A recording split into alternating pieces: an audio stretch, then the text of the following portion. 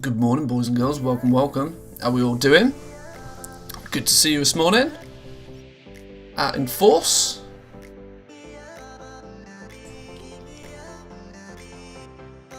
Let's move that one out of the way. Professional streamer mode and all. Turn that down somewhat. And we're good. Yeah. You know what? Might actually play the game today. I'm kind of excited. Not gonna lie. How was the weekend? Weekend was chilling. We had some friends around the other day. Drank a little bit more than the wife would have probably liked me to have drunk. But it was all good. No hangover. All good. Loads of snow. Hella loads of snow. There's about easily I'd say half a Bruto height of snow. A lot of snow.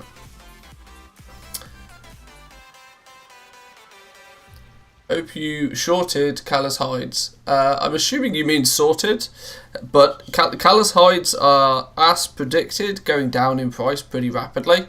The desire for goblins to buy it all out to reset it every Saturday and Wednesday is kind of slipping. And for the first day in a long time, I think Saturday was the first sort of big sales day where Callous hide didn't get reset. Hit a bit of a target today. Spent 3 tokens last week to set up an auction house account and have now made that back. See, that shows just how quickly you can make your gold back with a solid auction house account. Very well worthwhile. How much is a Bruto of snow? It's a lot of snow. It's a lot of snow. And so half a Bruto is half a lot of snow.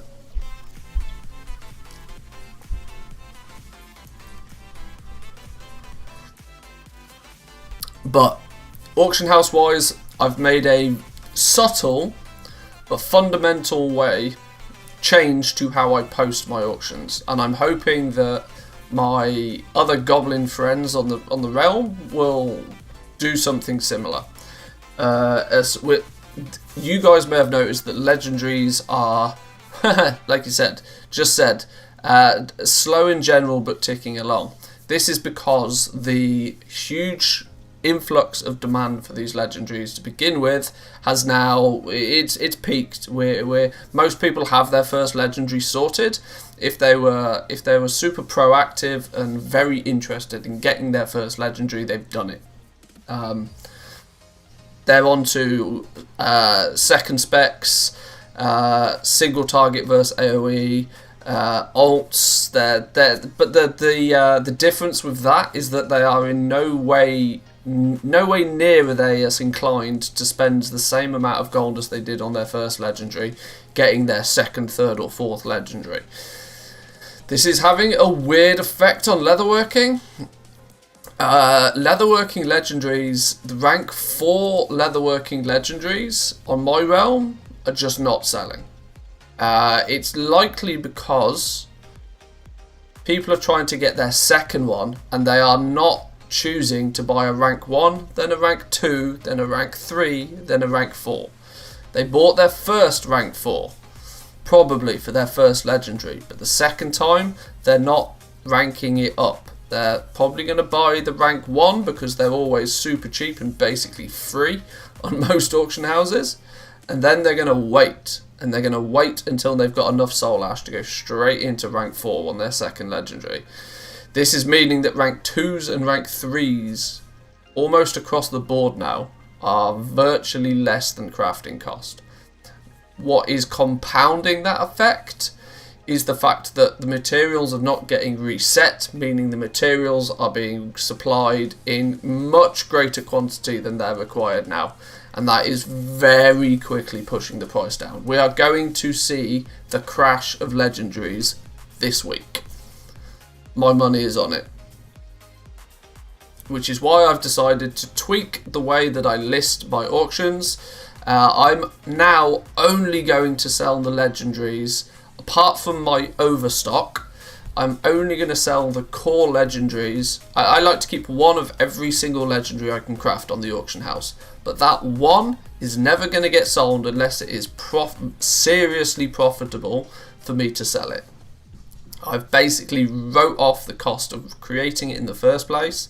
I will sell it, but only when the price is right. No longer am I concerned about selling 100, 200 base legendaries a day, because the market's just not there to do it. I was cancel scanning, relisting, cancel scanning, relisting, cancel scanning, relisting a reasonable amount over the weekend, and sales were very, very difficult to come by, as the demand is not there anymore.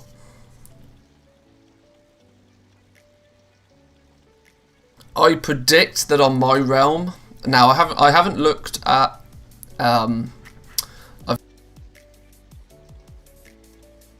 but what I have also noticed is that Callous Hide itself is getting remarkably cheap. Not just cheap, but cheap in large quantities, which means those people that have been farming it are going to get more and more and more desperate to sell it. Every day that they don't sell it, they're going to be I mean, look at this, for example. We're looking at heavy Callous Hide here. This isn't the Callous Hide, this is the heavy Callous Hide. This is the big boy stuff. And look at some of the numbers we're seeing. All under 1,400 gold. 1,000 here, 500 here, 200. Right at the very bottom, 1,320, the cheapest price. There's over 500 heavy Callous Hide at this price. This, I wouldn't even need half of that to do a restock with the rate at which they're selling right now. This means we're going to see a flood of heavy Callous Hide into the market this week, and the likelihood is these people will get very desperate to sell it, and as we know with materials, as soon as people get desperate to sell materials, they dump a bunch, they undercut a bunch, the price crashes very quickly indeed. There's never really been ever more than about 4 million gold worth of heavy Callous Hide on my realm. Whereas if I look at it now, to buy out all of what's on the realm right now is 5.5 million. This is an indication to me that the amount of supply is actually increasing. It's a very, it's certainly not an accurate way of testing. You see, there's only 1 million of regular Callous Hide. This might have some effect, actually. Somebody could swoop in and steal all of the Callous Hide pretty quickly, which might have some effect. But the thing is there's most people don't have the need to spend 1 million gold on heavy Callous Hide anymore. All the goblins on my server, the ones that want to be crafting and selling legendaries and have been for weeks, they're done leveling it. They only buy the materials they need now to restock. And with prices dropping like a rock, it is not safe to be sat on a mountain of this in your bags, because the price is going down by 100 gold every day. Still selling rank 2s and 3s for 5 to 10k profit, since people keep forgetting to make them, but it gets reset a lot. Most of the profit is from around rank 4 at 10 to 30k. Yeah, I can pretty much agree with that. It's at a point now where the premium you can charge for being able to craft something in the first place as high as a rank 4 is kicking in. That's realistically, if I do a quick legendary stock tracker export, you'll see just the profits a bit tight. Let's open the bank and open the bags and the guild, so it knows where everything is. Let's pop that button there. It's still bust for me, but it's fine, the export works okay. Let's copy that.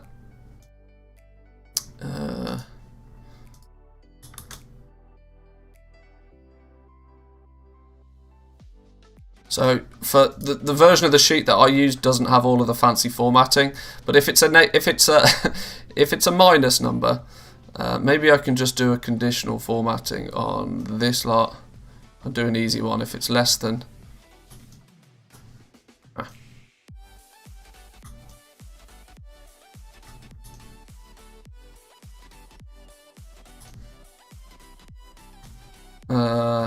Format, conditional formatting. Less than 0. Make it red. So there we go. It's just a very simple I don't know why this one is still showing green.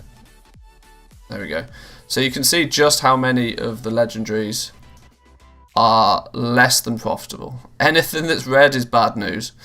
Anything is red that's bad news. So rank 1s, yeah, just literally you are never going to make a profit selling rank 1s. The point of stocking them, very slim. It still scares me just how many of some of these I've got, but luckily a lot of my stock is in the tailoring stuff, which didn't really cost me anything to make in the first place.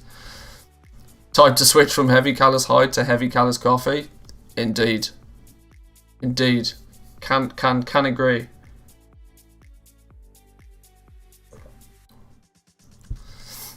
But rank 4s have still got some profit in them. The difficulty for me being is the fact that in Bone Shatter I can only craft 2 of them, and those 2 are the most popular ones, and so hence there's basically no. I'm not going to spend 100,000 gold on creating, or what's probably 70,000 gold, creating some Bone Shatter pauldrons at rank 4 to then only possibly make 2,000 gold when I sell it. It's really, really not even worth my time. And certainly not worth the risk of gold. You step down though, weirdly, and very weirdly, I don't quite know exactly how this has happened on my realm, but rank 4 tailoring gear is actually pretty profitable based upon what it costs to craft. I mean, anything, you can see some of these numbers, 4,000 gold, 5,000 gold, 4,800 gold. These items, rank 4s, cost 10, 12k to make. So there's about 30% margin still on the tailoring ones. The last thing I expected to make actual good profit on would be the tailoring ones. But they're so cheap to make that even when you sell them for 30k, people tend not to like bat an eyelid at 30k. They're a lot more concerned about spending 100k on leather or mail. Shadowgast gear is kind of tanked. The rings are still somewhat profitable, weirdly. Why rank 3 rings are so cheap, I've not quite understood, but I think it's because a lot of people are pushing to be able to make the rank 4 ring. But it's a supply of essences is the bottleneck, obviously. But plate in general, very, very difficult to turn a profit on. Now, let me explain why this is the case though. And this leads me back to the point that I've changed a little bit about how I sell or how I list my legendaries. Previously, sounds like a crime documentary or something, previously on NCIS Los Angeles. Previously I was, if an item went below my minimum price, hence my crafting cost, I would still list it on the auction house, but I would list it at minimum. Now, most other goblins were also doing this, which what has happened is that when you get into an undercut war, and there's never those periods of time where the demand supersedes the supply, and cheap stuff gets bought out, cheap stuff never gets bought out anymore. Cheap stuff just keeps the price cheap. I've now switched my operations to actually, if it goes below my minimum price, let's look at plate for example. If it goes below my minimum price, I'm now posting it at normal price. I'm choosing not to post at minimum anymore. In fact, what I want to do is I want to link all of these to the master one.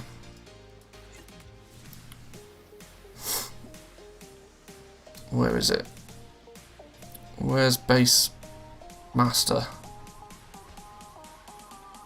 Where's it gone? Huh? Where's my master operation gone?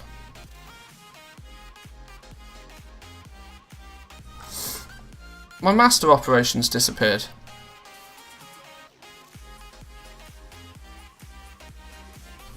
Okay. Can you not do master operations anymore? It's not likely going to make much of a difference. Basically it means that I'm going to not actually sell anything for a few days, is the way that it's going to work.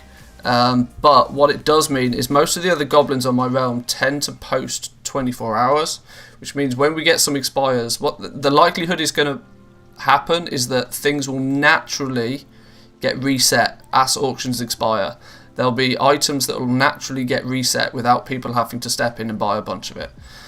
That if those markets get reset back to normal price and we just continue to hold the price, because there's only 3 or 4. I was addressing the comment about Fury from Roscoe. Oh, well, true. Warriors are still bust, but the likelihood is that when things get reset naturally now, it will hold a lot more profit in them. And then we'll go back to a mini undercut war until we crash the price back down to 0 again. But just hit 20 mil since day one with only 700k investment. It's pretty solid. Pretty solid.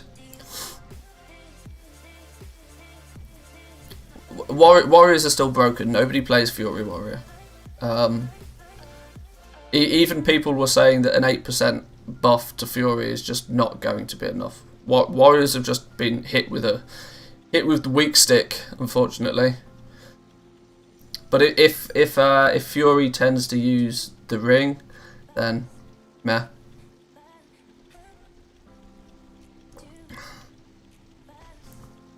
Still better than arms. I think Warriors are just in a pretty bad place from what I understand. Their representation in almost all content is pretty bad right now, which is maybe why Asmongold's decided to have a holiday again. But anyway, yeah.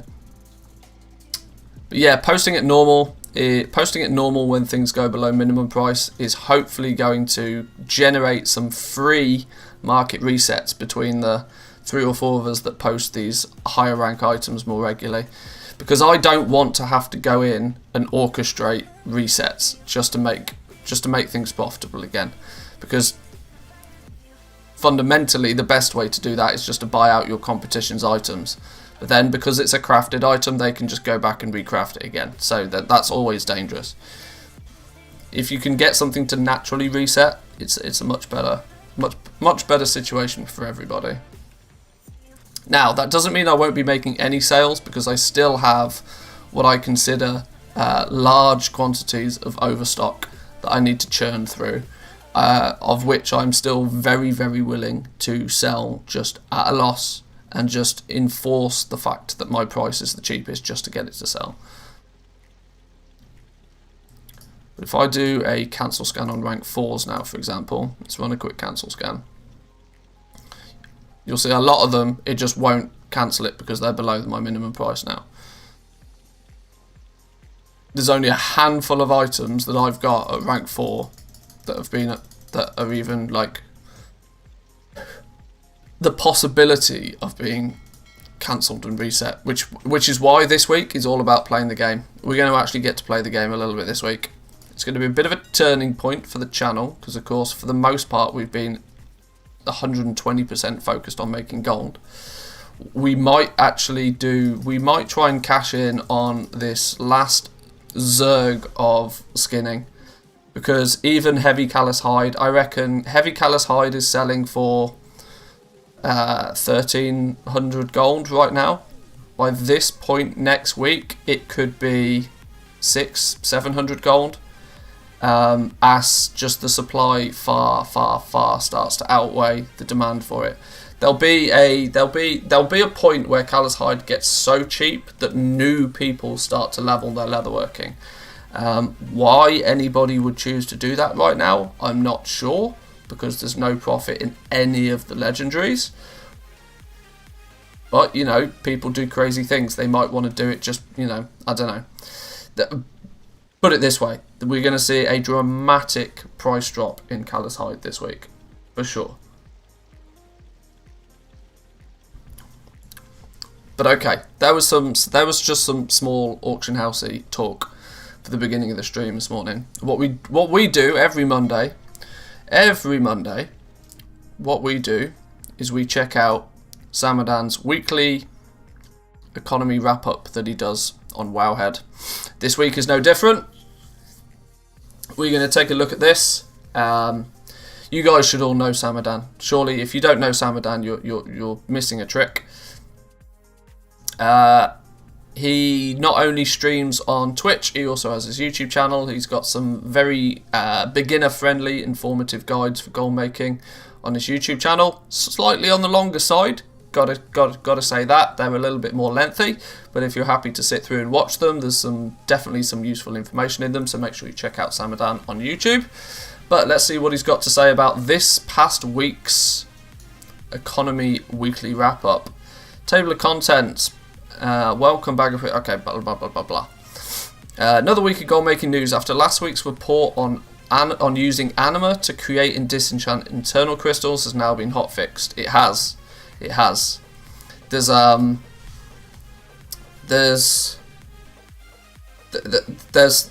some. I saw a thread on Reddit 2 days ago. Somebody tempted to buy out the Eternal Crystal market because they saw it at, like, they said it was 700 gold per Eternal Crystal and they thought it was super cheap and they wanted to reset everything to 2,000 gold, and I cringed inside. As that's arguably one of the worst materials to try and reset, because supply is already far outstripping demand on Eternal Crystals. But people will do what people want to do. Yes, the days of one Eternal Crystal selling for 18,000 gold are done. Are donezo. Game over. Bag Appraiser add-on. Let's have a look at this one. This is something I want to check out, actually. This would be really helpful for me for when it comes to it'd be handy for me to see what is the value of what I keep in my bags on my bank character. If for no other toons, it'd be very helpful on that one. So an add-on that's been working on that it might help some of you, called Bag Appraiser. What it does is it analyses all of the items in your bags and in your bank and provides you with their total market by using TSM pricing sources or the Undermine Journal pricing sources. It's wrote as a libdata broker plugin, so it plugs into anything that can display LDB plugins, so Bagnon, Titan Panel, Chocolate Bags, etc. So you could install this add-on, and then I could probably just have a button up here where it would show the value or something. It would integrate into the other add-on nicely. Came up with the idea from a friend of mine who does rather well at playing the auction house based game on the information shared in the community, and wanted a quick way to know what the value of what he was carrying around is. Also an opportunity for me to write a WoW add-on, something I've wanted to do for a while but never had great ideas on what to go after. So in essence, it does just this. It provides you with a tooltip that shows you, well, in your bags you've got 112,000 gold worth of stuff. The top 5 contributors to that stuff is you've got a whole bunch of marrow roots, you've got a whole bunch of herbs. This is obviously somebody that does some skinning. I imagine this will be very helpful, and I also imagine we will see this being used pretty regularly by the 20, 30, 40, 50, 60, 70, 80, 90, 100k per gold per hour YouTubers, as a way of showing what the value of the items that they looted is over a hopefully 60-minute period. Simply because it's quite cool and quite easy to see. A lot of the times if you do those farming guides, you have to then go through, you have to have something like Loot Appraiser running in the background, and all that does is just give you a flat number of what you looted. Whereas this will be give you a nice healthy breakdown of actually what is being valued. My hope is that you can change the price source. It said it uses TSM it brings support for a number of TSM pricing sources. That's cool. Because it's often I would hope you can change it on the fly as well. We'll definitely install this and we'll have a look at this one. It would be nice to see what the difference is between your DB market value and say the regional market value, and to see whether your server sits sort of as more expensive or cheap to the average, which would be quite cool. But yes, expect to see this being used frequently by YouTubers. When's the add-on coming to CurseForge? Apparently it has been I read the... Now, while it doesn't actually state it in this bit, this is just an excerpt from a Reddit thread. But I believe one of the comments in the Reddit thread was the fact that it's now on CurseForge, so you should be able to find it. The issue is CurseForge is horrendous for searching for add-ons. So you may have to do bag appraiser, you may have to remember to do capital A in appraiser, you might have to search for something completely different to find it. But we'll look into this in a little bit. We'll pick this up. It could be quite cool. Okay, so next one, making crafting profitable and material prices in TSM. So there was a very informative and in-depth explanation of just how to adjust the default material prices that TSM presents you with in a fashion that will generate you some profit through crafting. This is quite cool. More and more people at the beginning of every expansion get into TSM. I put in a capital A and then found it. Yep, there we go. You see, CurseForge's search is shockingly bad. But in essence, what he did is he just goes through some things like the default material cost in TSM is very broad, and often will present you material costs that are nowhere even remotely close to what you actually paid for them, which is never a good thing when it then eventually ends up in your operations and you think you're selling things profitably when in turn by the time you've added 7 materials together you actually are no longer. But so I'm not going to go through this because this is an entire hour's worth of video in itself, but I would highly recommend checking out this section. This is in essence basically giving you a simplistic way to set up TSM to make sure that when you're crafting materials and you're buying materials for the purpose of crafting, which is what you should really tend to be doing, because if you farm materials or you buy materials, their cost is the same, but the currency that you spent to acquire them is different. If you farm 100 marrow root or buy 100 marrow root, the cost is the same, but you either paid with time or you paid with gold. That's the only significant difference. They still cost the same. Been using the new formula and it's quite useful, though it doesn't track the current material cost. It tracks the cost of the last 14 days. If it's using DB Market, then it will do. It's taking the smallest. The default material cost does not include purchase information. So this is the new version.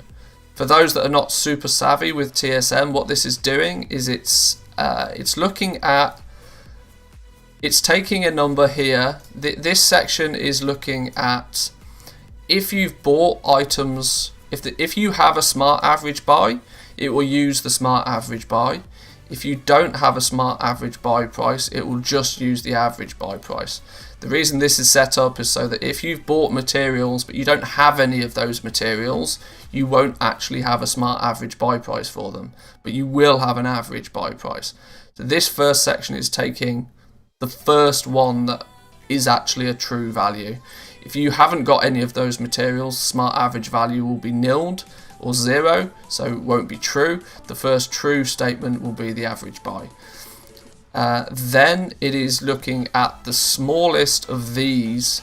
Minimum is denoting the smallest one of these. So the TSM looks at the DB market price, it looks at the crafting price, it looks at the vendor price, and it looks if you can convert it. Something like callous hide, for example, can be bought and then converted into heavy callous hide, and that's what this is tracking here. And this section takes the smallest of those numbers. So if you can buy it from a vendor, it's likely to take the vendor price to be the smallest one. And then out of all of this, it's finding whether you have a smart average or an average, then it's taking the smallest of all these second bits, and then this bit is actually saying, right, well, take the largest out of those numbers that we just found. So it's once you get used to TSM, you can start to read this without too much brain ache. But I'm very aware that for beginning people new to TSM, this alone is just like, oh, he's literally just gone on to describe exactly what that did. So what first smart average buy does is take whatever's first and valid between the average value of your current inventory, which is the smart average, or your purchase history value, which is the average buy. You then compare it with TSM's default, which finds the cheapest between the market price, the crafting price, whether you can buy it from a vendor or convert it from another smaller material.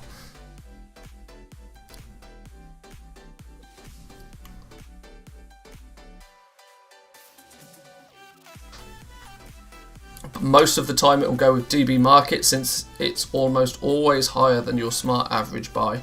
Or it should be. It should be.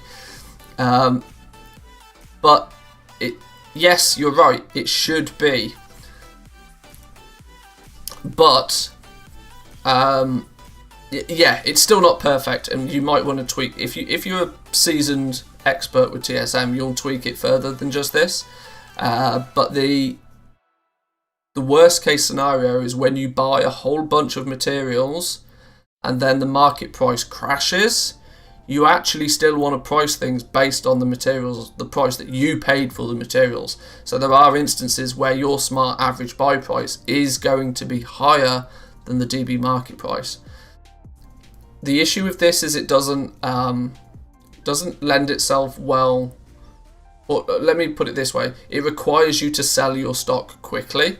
If you craft something, you need to sell it quickly, or your prices are going to be out of date very quickly. This is not a good way of setting up, say for example, crafting old transmog items, where you want to craft that item and you want to then know that even if it takes you 6 months to sell that item, you can still sell it profitably. But yeah, getting deep into TSM doesn't land well with market manipulation. True. Take a read through this, as it is very informative, but it is quite long and it's quite detailed, and it does require you to have some basic knowledge of how TSM works in the first place. Maybe a little bit too much to go through for this video, but how come leathers are dropping dramatically in price now? Less and less people every day are buying base legendary items. More and more people are trying to liquidate their stock of base legendary items. Virtually every base legendary item is being listed for under crafting cost right now, meaning that when people do sell their base legendary items, they don't have much of an incentive to recraft another one, hence buying more materials. And on top of that, many more people every single day are leveling up that Skinner and going out and farming the materials. So the supply of materials is heavily increasing, whilst the demand for the materials is actually dropping off very quickly.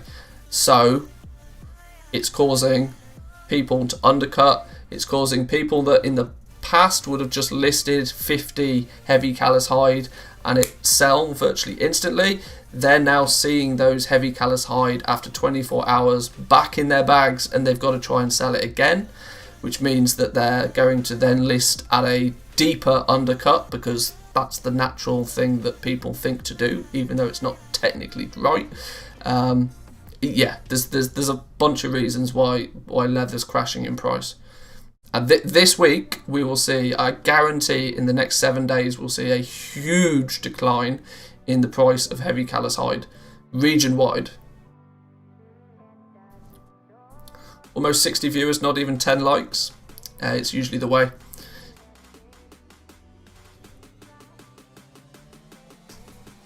And to add on to that, it's mainly because of things like this. Virtually every single guide on how to make gold right now is telling you that skinning is an absolute gold mine.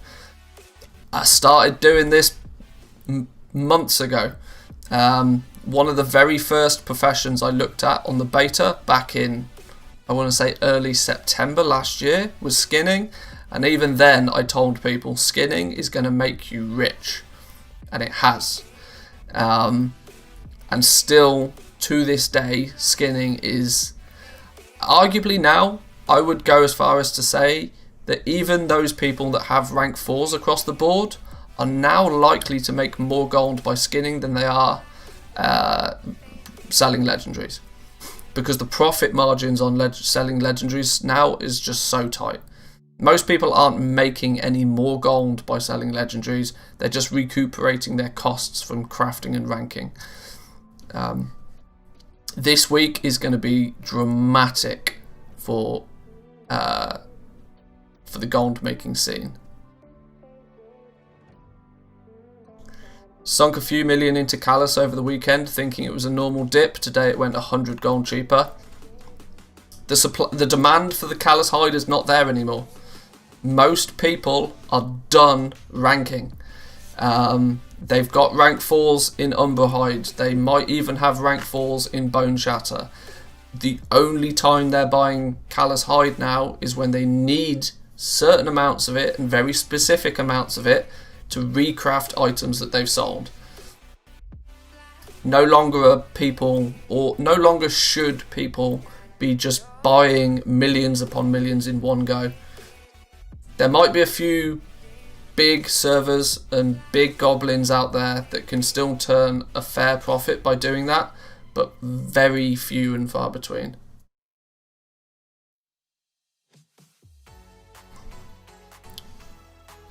But yes, so this is just another indication of a popular skinning location. This time in Bastion. Bastion got quite popular last week, since there was just so many people in Ardenwhelm skinning and herbing and mining that the zone was getting very laggy. And so people were looking elsewhere to try and, maybe get less results per hour, but have a more straightforward way of doing it.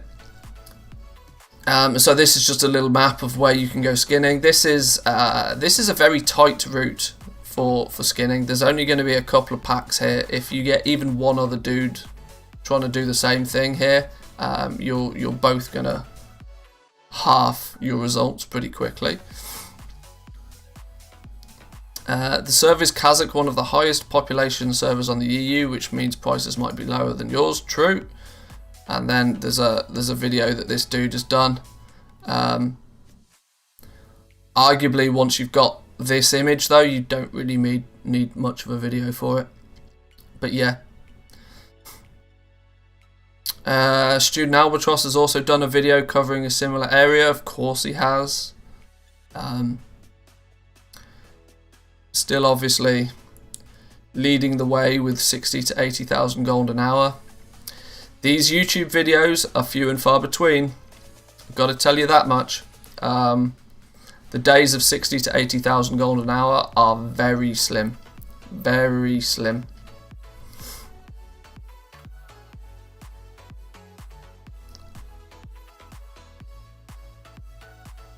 Download the update. The bug you had should be fixed. Oh, nice.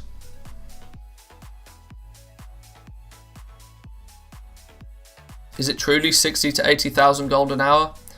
Very server dependent.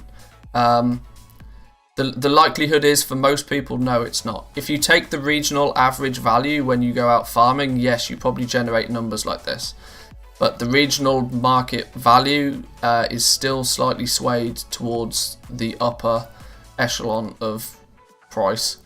Very, very rarely. Like I was suggesting that when the game came out, Blizzard seems to balance things around you being able to generate roughly 20 to 30,000 gold worth of materials.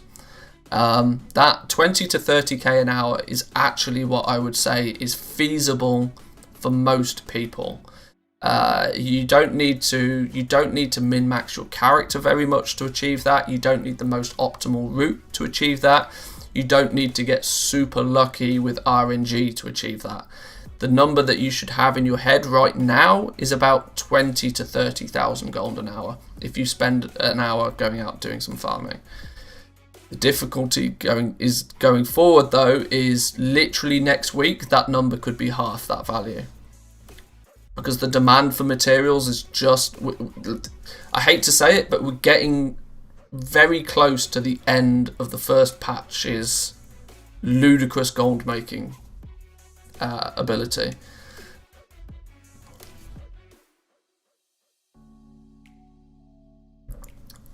People have got their first legendary. People have ranked up their professions to rank 4s already. The raid is out. The raid is cleared by a lot of guilds. There are still some guilds fighting through Mythic, sure, obviously. But the first initial zoom is done. Supposedly next patch is going to be April, May. Who knows? But the point is that the first patch has peaked in terms of its gold making potential. Absolutely. Now we're on that steady decline until we start scrapping for 5,000-6,000 gold an hour again. This is where people have to start getting more creative. They have to start looking for those markets that are not the obvious 1 or 2 markets. They need to pick up their professions and start looking at some of the crafts that they've not given time to recently, because they could spend an hour skinning and make more than double what they could just crafting some items with their profession. But now things are going to switch. This is where we're going to see a lot of people coming into the stream, commenting on the videos, saying, now I don't know what, now I can't make gold with legendaries anymore. I can't make gold with skinning anymore. How do I make, like, people will get to a point where they only make 20,000 gold an hour with skinning and they'll complain, oh, I can only make 20,000 gold with skinning right now. What could I be doing that's better than skinning? And the honest answer will still be skinning. But pro tip, find a creative way to make money and don't make a YouTube video about it. You'll notice that very few of my videos are actually, if you go and do this, you'll make a lot of gold. Most of my videos are more theory based is not the right word, but I tend to try and put you on the right mindset of how to go out and find that market yourself, more so than if you go and kill this mob and loot this item, then it will sell for 50k. Those kind of videos, the second you put them online, it's game over. I guess it's time to go back to garrison farming and sky golem farming at the end of BFA. Just go run a Tal Dazar for 4,000 gold an hour. Your videos tend to be State of the Union videos. Yeah, I tend to sort of try and make sure people are in the right mindset and have fair expectations of what they can actually achieve. Search YouTube for recent uploads with very low views. Tends to produce some interesting ideas for how to make gold that you don't see on every other channel. But that's true.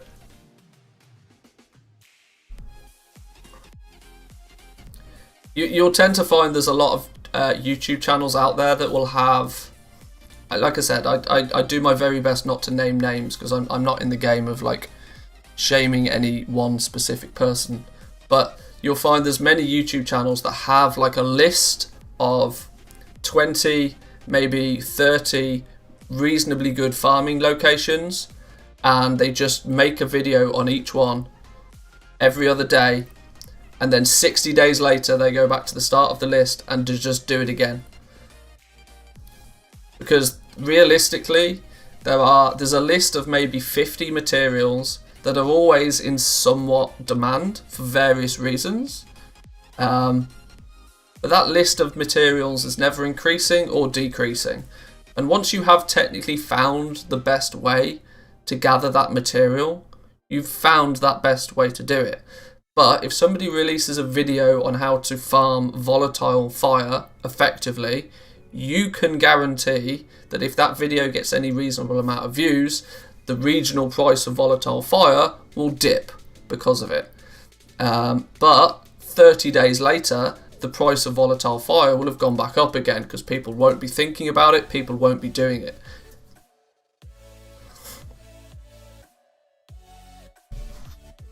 This is why I try to focus more on the strategy behind gold making rather than the direct go and farm this, sell it on the auction house kind of videos.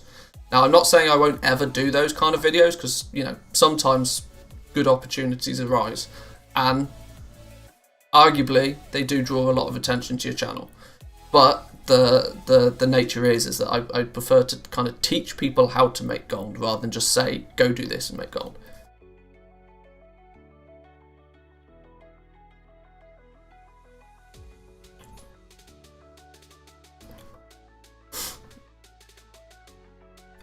Alchemy might be profitable now. Look, let's not get me started on alchemy.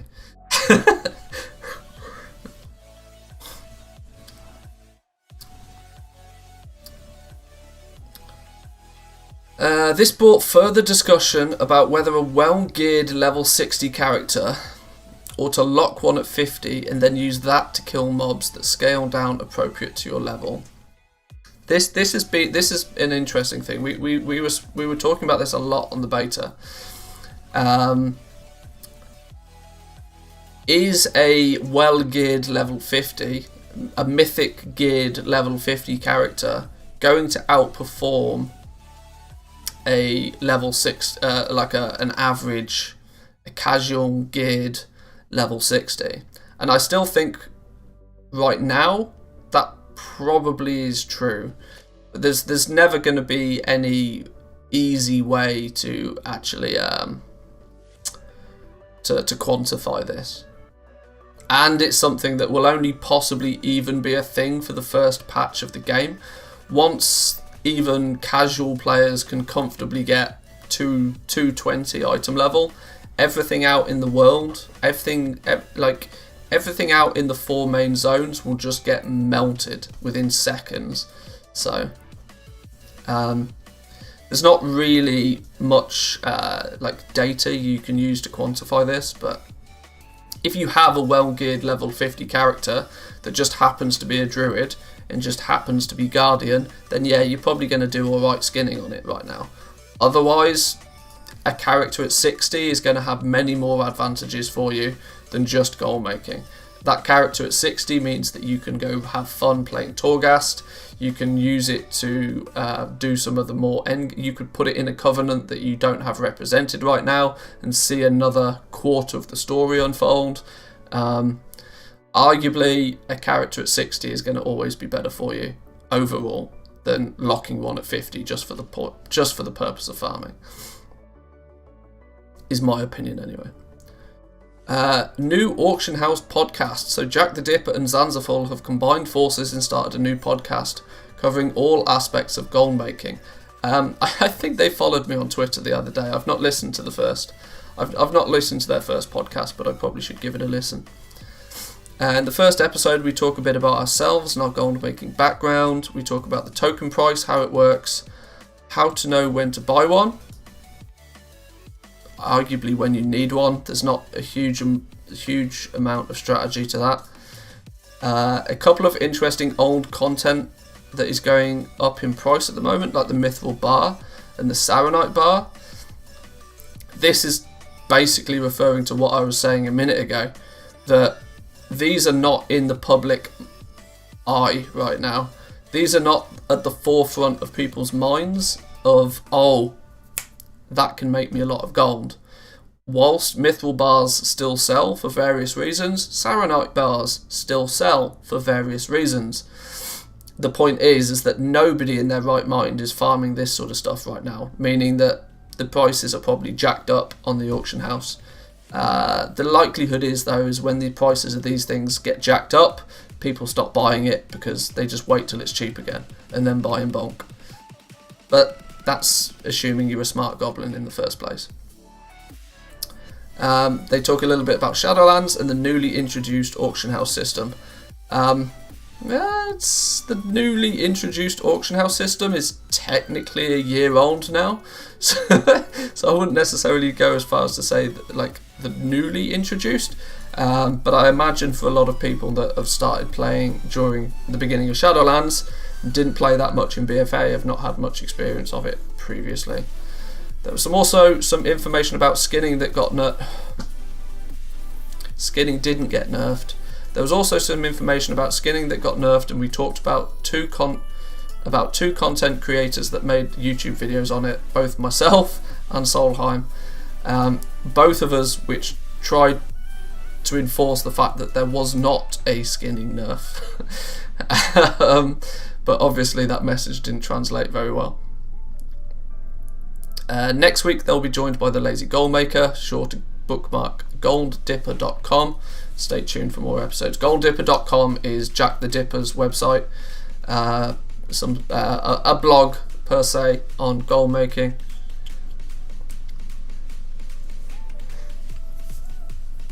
A lot of you will know Jack the Dipper. He's pretty regular face to see in many streamers.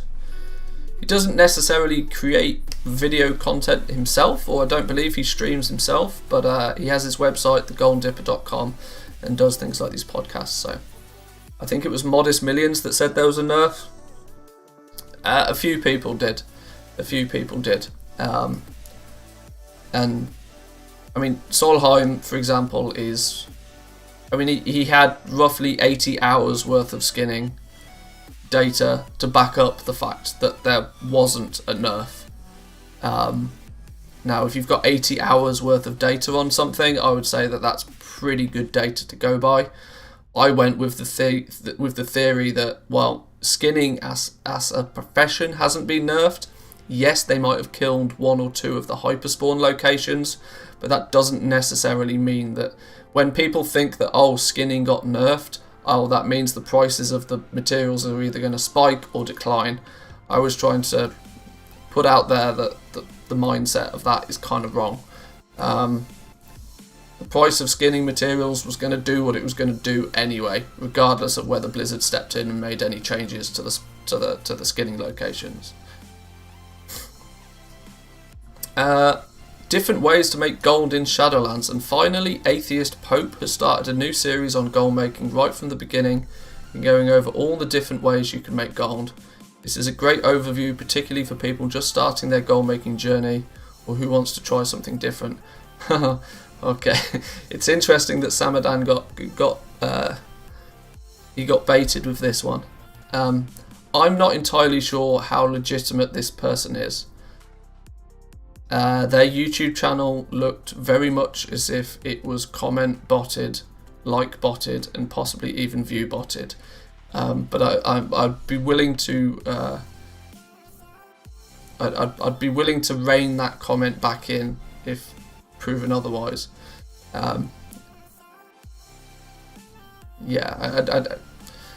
Probably a reasonably good video, but very generic, nothing you don't already know. Just looted a 200k weapon while skinning.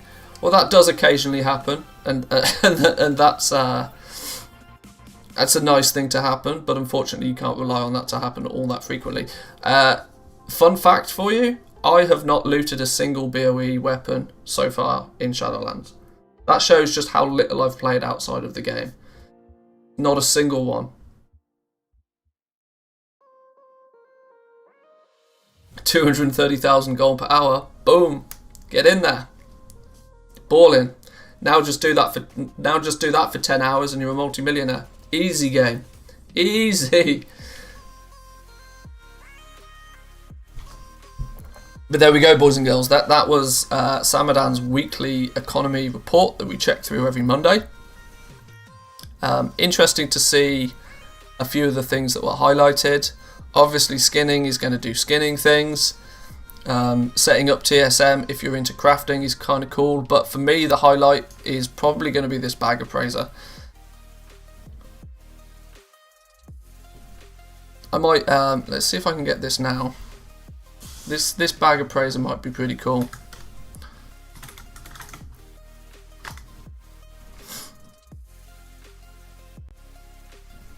Wow, those comments on Pope. Yeah, see what I mean?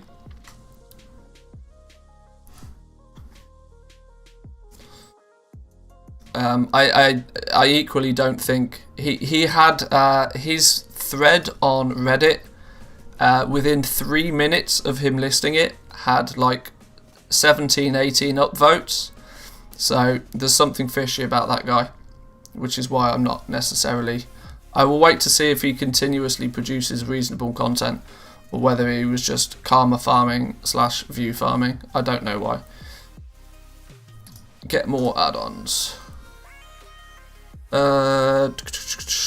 What was it called? Bag. Oh. Does appraiser have 2 P's? Before I spell this right.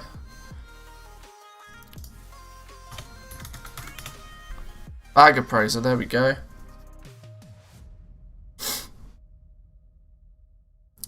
What is karma farming?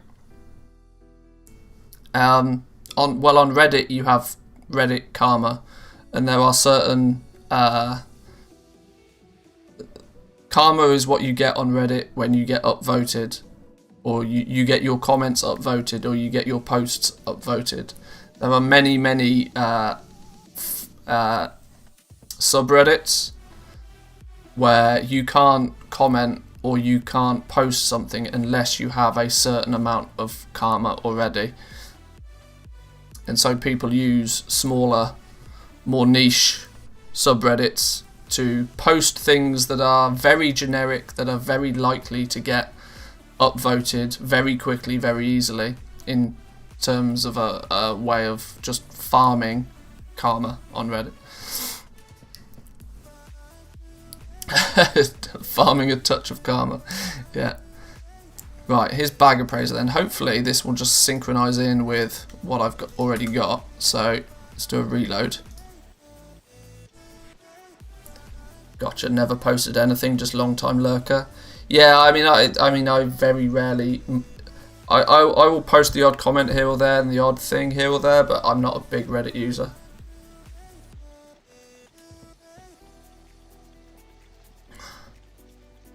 I'm a clicker casual solo with crap gear on a main and 20 alts in rotation. Bought 5 tokens from just skinning and got all professions ready for when materials go down in price. Without rushing the game is ace.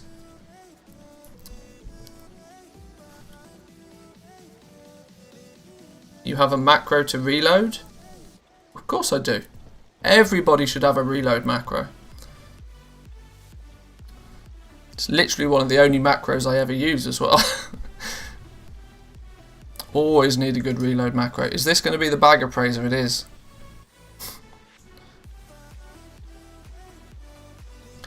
Ah, we may have an issue with this. Because what if this can't distinguish between... yeah, I've just realised this is likely going to be pretty pointless for...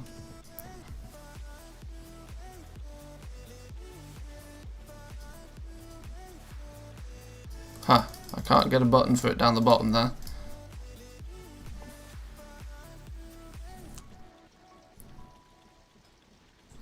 Price source, TSM, market value, total combined, minimap, show top contributors. Yeah, the issue is going to be here, isn't it? That say Umberhide Wasteguard. Or maybe TSM Auction DB can distinguish.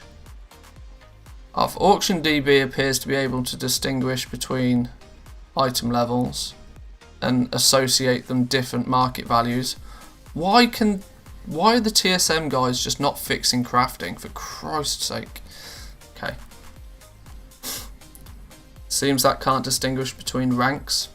Yeah, at this point I'm not sure. Although, 4 million gold worth of items in my bags does kind of sound about right, if I'm honest.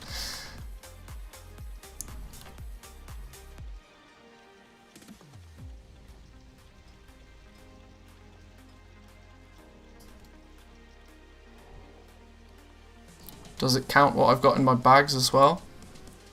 Oh, okay, so it says there's about 500,000 gold in my bank. It's just a few enchants and the odd bits and bobs. 4 million gold, okay. Well, it seems to sort of work.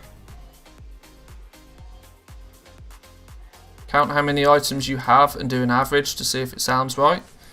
Well, let's look at... Well, the issue is it only shows the top one. Umberhide Waistguard times 8. It's got Umberhide Waistguard listed twice. It's got it times 8 and times 4, which does leave me to believe that it can distinguish 1, 2, 3, 4, 5, 6, 7, 8, 9, 10, 11, 12. Oh. All at 225.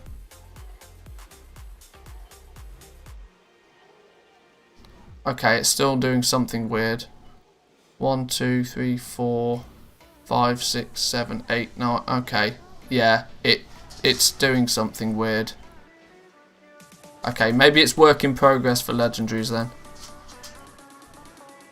Might be kind of quite cool on my other characters that don't have legendaries. We always knew that legendaries were going to be an issue.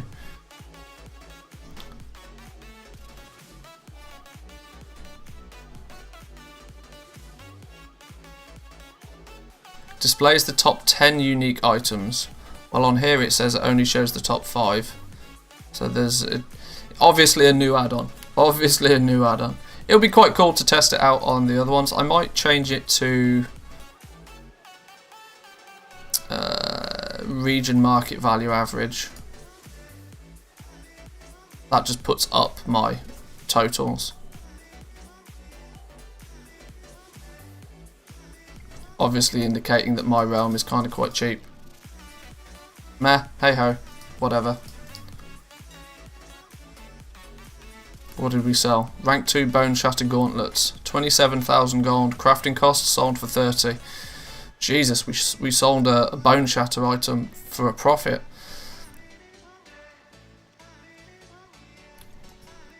Interesting.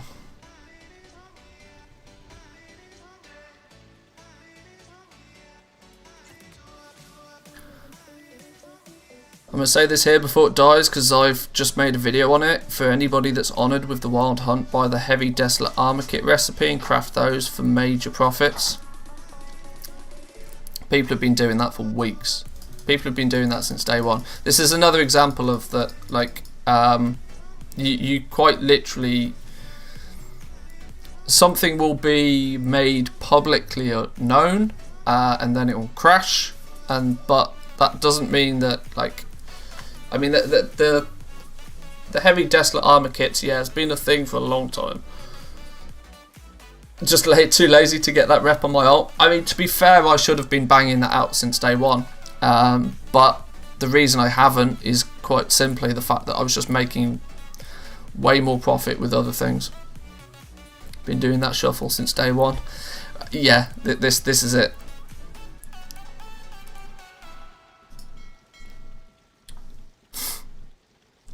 Right, we have officially done all auction house stuff that we need to do for a while.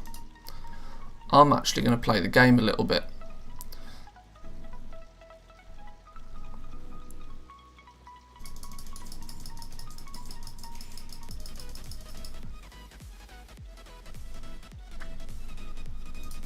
So let's log on to, oh, our other account's been disconnected.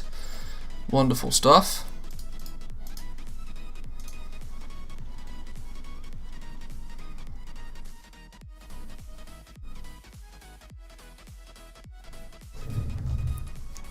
Talking about reputation, I really need to do some work on this hunter. Get his rep up for sure. Big shout out to all the guys sat on long boys in Oribos. It's so funny. There's always the second that there's no long boy in Oribos, you always very quickly see people shouting in trade chat like, any long boys out there? Any long boys out there? You almost don't need to buy the long boy yourself anymore because too many people have it.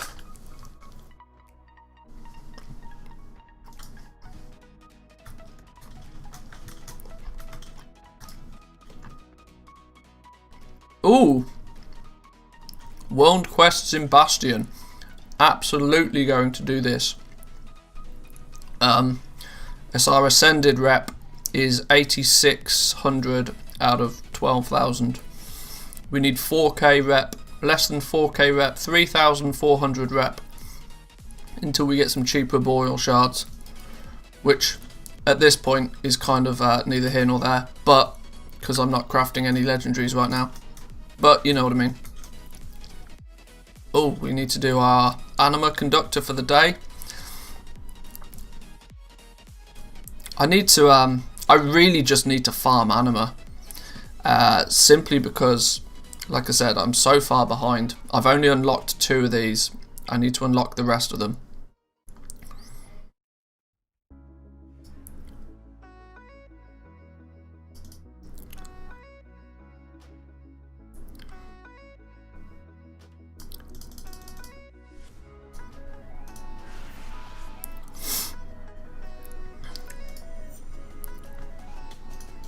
I got 750 anima. That's really not a lot.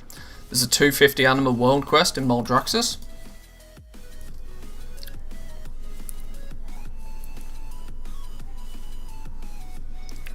There's a whole bunch of stuff I need to actually do. Oh, mission table. Let's check that one first. New callings in Bastion for the elite world quest, which also gives 250 anima.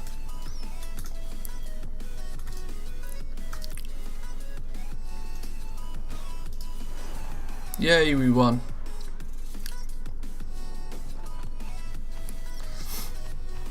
I still basically only ever do the missions that give bonus experience.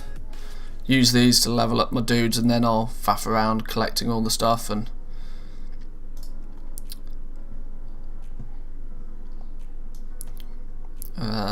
him, that one, and let's go with that one. Go. Easy game. You in there, you in there, you in there, you in there, and you in there. Have some experience. Go. And we're done. Notice there's some kind of reputation bonus event on Wednesday. How does that work? 100% bonus on everything? Really? Oh, World Quest bonus event begins. While this event is active, completing World Quests award bonus reputation with the appropriate faction. It goes on for an entire week. Cool.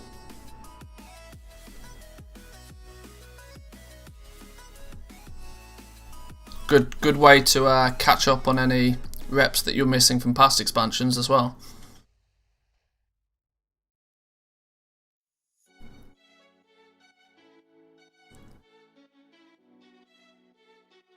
It's funny that the long boy is a dinosaur because it counters the Mr. Burns meme. He's got all the money in the world, but there's one thing he can't buy: a dinosaur. That's true. I'm interested in this this Torghast Beasts of Prodigum thing that starts tomorrow. We're seeing the first Torghast event tomorrow, which I think is going to be quite cool to see what goes with that. We'll be doing some of that tomorrow, that's for sure. We also need to do Torghast on this character. I think I've got a fair amount of Soul Ash actually right now, 2,300 Soul Ash. I could at the very least upgrade my legendary, but I'm just going to wait until I've got enough to dive straight into rank 4, because arguably I don't care. But just some extra beasts in Torghast that won't count as pets. Aren't we on Monday? Yeah, it's Monday today. What did I say? I don't know. Where am I going? What am I doing? I was going to do something. I don't know what it was. Complete world quests in Bastion. That's what we were going to do. So we want to do, well, basically everything, but that one because it gives us rep. That one because it gives us rep. These gloves. Oh, technically they're an upgrade for us. That's really sad. We'll do that one because it gives us an upgrade. That one because it gives us anima. And this big one gives us a load of gold. And that one gives us a load of gold. I don't care about the stuff that gives gold. I'm not wasting my time doing world quests for gold. That's why I camped the auction house. Right, let's get those queued up then. Let's fly over to Bastion.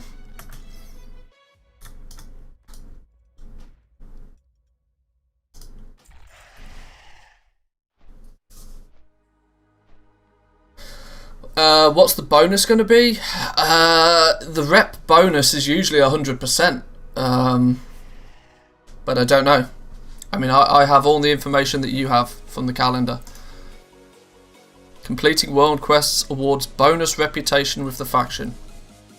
If I remember rightly, it's usually 100%, so double the rep.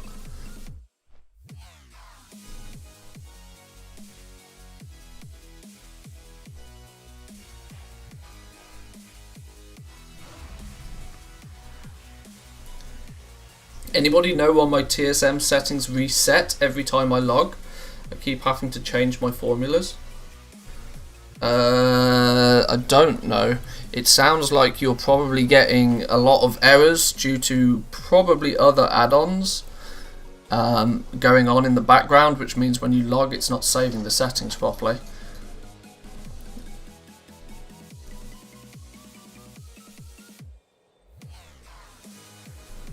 The event's only 50%, I think. Ah, okay. Either way, bonus rep is bonus rep, you know. It's all good. It's all good. While I'm flying, I'm going to go grab a drink quickly as I've run out of coffee. I'll be back with you in 2 minutes.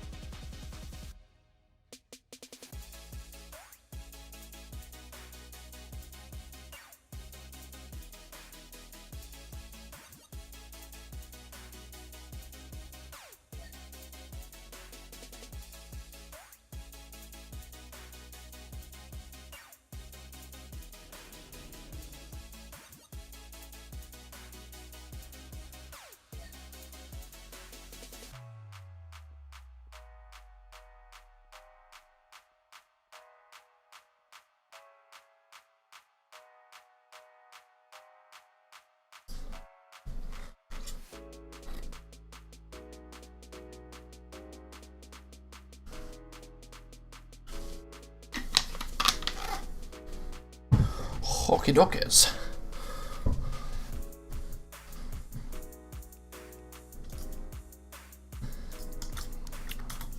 Right, so where are we going to be? What are we doing? Oh, let's go get ourselves some new gloves. I've also been on a bit of a mission spree to complete just every quest on my hunter. I want to just kind of get to the point where it's always my hunter. My hunter's technically my main character, so I like to get to the point where just everything is done. So we're going to do a bunch of we're going to hunt out some treasures, do all of the little side quests and missions and that sort of stuff. I'm having a very simplistic, not entirely gold free, but less gold focused week this week. So really just need to play the game, I think, for a while. From your past experience with armor crafting, do you think that the new rank Legos will have the same mats and a new reagent from a new zone? Well, we can only go on past experience, and the way that Blizzard has always done it in the past is that they've introduced a new zone or a new material. Well, exactly just that. But the only reason that things might be different this time is because in the past they used to give us a whole bunch of new recipes to basically craft a whole bunch of new gear. But half the reason they created this Crafter's Mark system is so that they can just give us a new Crafter's Mark, and the, let's say, Crafter's Mark 3 will then allow us to continue to craft the items that we already know, but create them to a higher item level.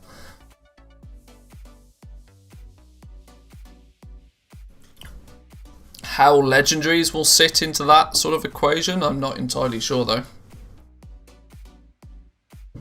I can't imagine it'll be too long. Yeah, I can't imagine it'll be too long before we start getting information about the next patch.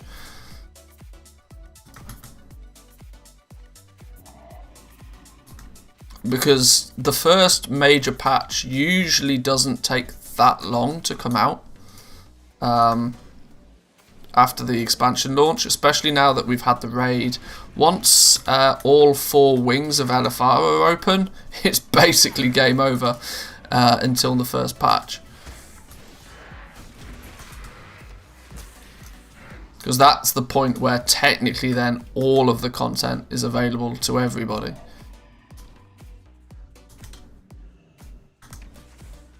What are we meant to do with these? Are we meant to just kill them?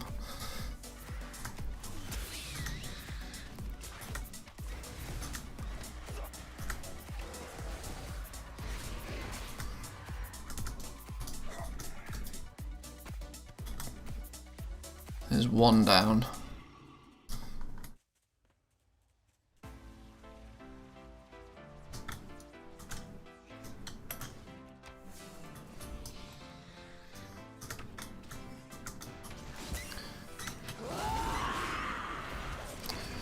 Isn't the final LFR wing available in March?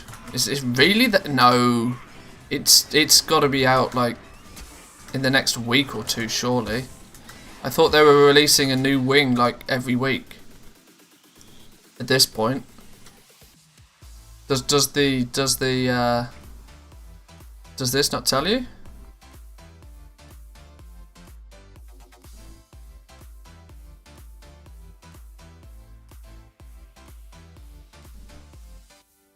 It says Castle Nathria begins here, Wednesday, February the 3rd. I don't know what begins there, but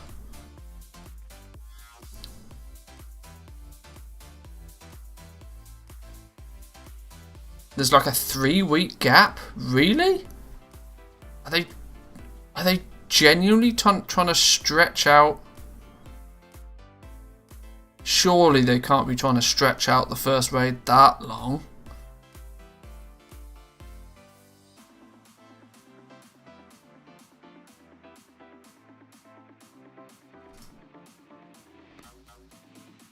I mean, that would be a bit ridiculous if they are.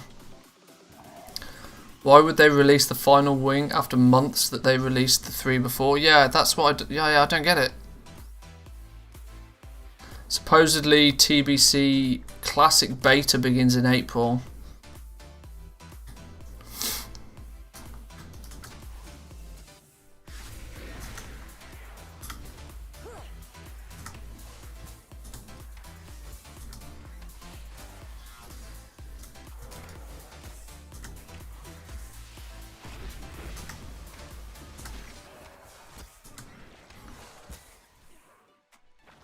Tips on more small items to sell. Have no interested in alts, no more room for professions. Well, you're actively choosing to handicap yourself then. That's the obvious answer is if you're maxed out on one character is that, well, you then need another character. yeah, like if you're artificially putting restrictions on yourself, it's going to be difficult to answer that sort of thing.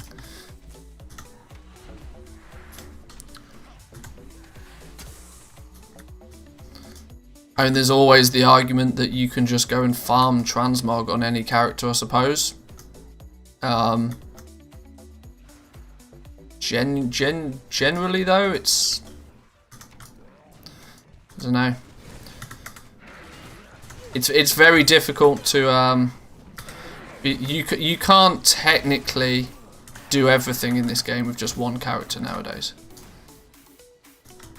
Whilst you can, like gameplay wise, you can technically do most things on one character, but at least the professions, you need multiple characters to do the professions. So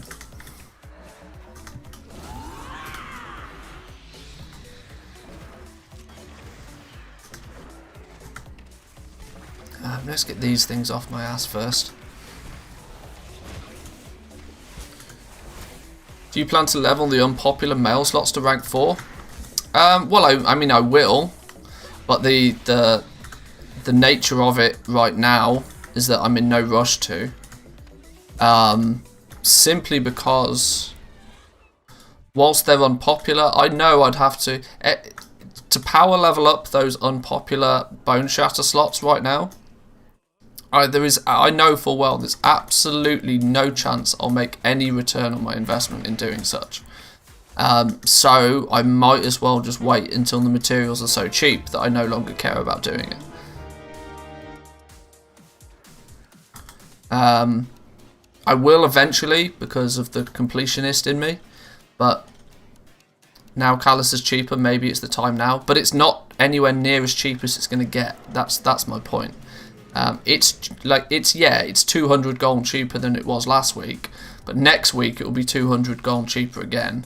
And I'll still be left with all of these items that I like, especially rank 3s, for example, to have crafted and to craft 15 rank 3s just to unlock rank 4 is going to be a considerable cost, even with slightly cheaper leather. I'm in absolutely no rush to do it, put it that way.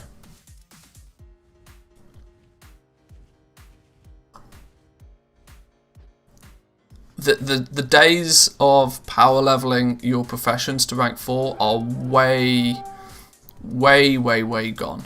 Way gone. By the way, kudos to you, Manthieus is already in my autocorrect dictionary. Nice one. Will still cost a lot of shards. True. That's one thing that is a fixed value. But it's not even that fixed, because if I wait until I'm exalted, then it's still cheaper for me then. Now, obviously, it's different if you're Horde, because if you're Horde, you should have had a Goblin day 1 buying your shards, but I'm Alliance, so I don't have that luxury.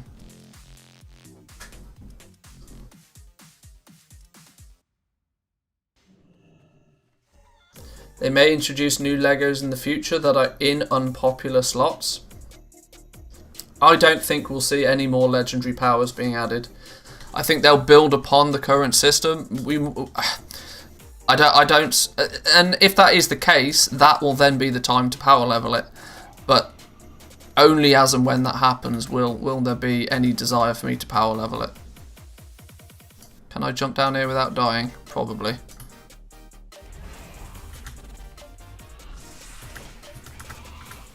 Oh, this is skinning heaven, look. This is the skinning quest.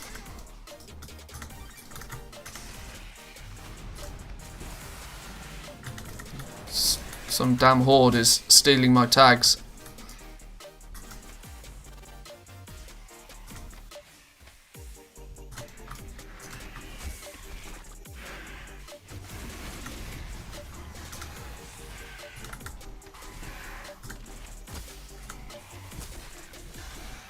Do you think rank 5 and more are coming for legendaries in the next content patch, or will Blizzard just cut it here? Blizzard invested way too much in this legendary system to cut it off anytime soon. I highly believe that we'll see increased ranks, but what I don't think we'll see is an increase to the amount of legendary powers. Each class may get like one more legendary power, but the issue will be is if they release new legendary powers, they will have to be better than everything we've already got, otherwise why would they bother? And on the flip side, that kind of automatically nulls and voids every single legendary power that's already in the game right now. And I just don't think Blizzard want to do that. And I don't think they've set themselves up in a position where they need to do that either. But who knows? Who knows how the next patch will be seen by the community. If there's are these things not skinnable anymore? Already skinned. Oh, there's just lots of them about because they've already been skinned. Oh, okay. Yeah, I mean, if you got to remember that Blizzard has a roadmap way. Blizzard already know what the next expansion is going to be, and they probably already know what the expansion after that is going to be.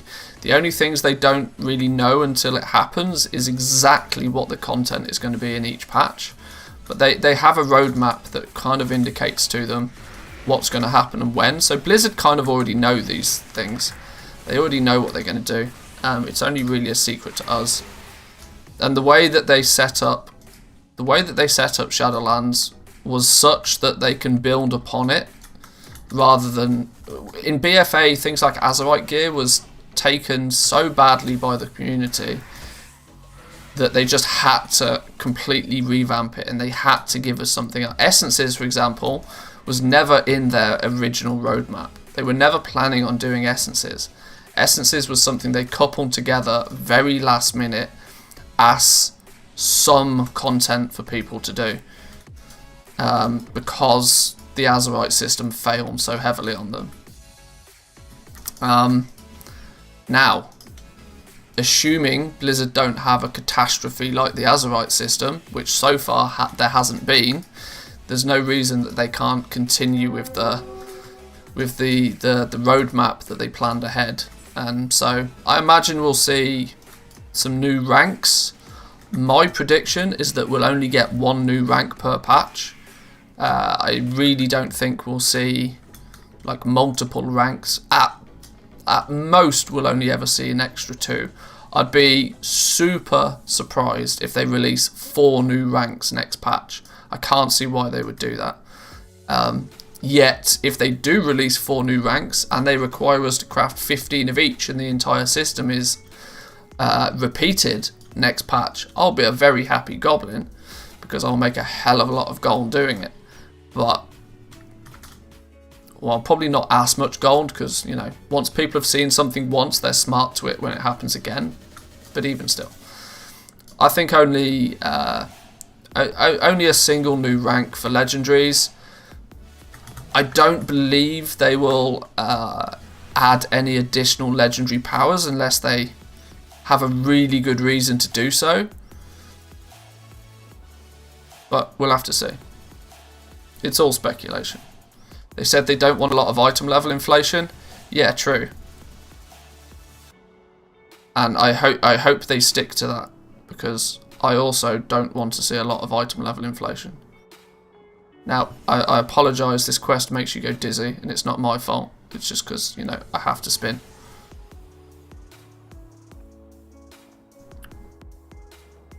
Do you think it will be the same mats for new ranks?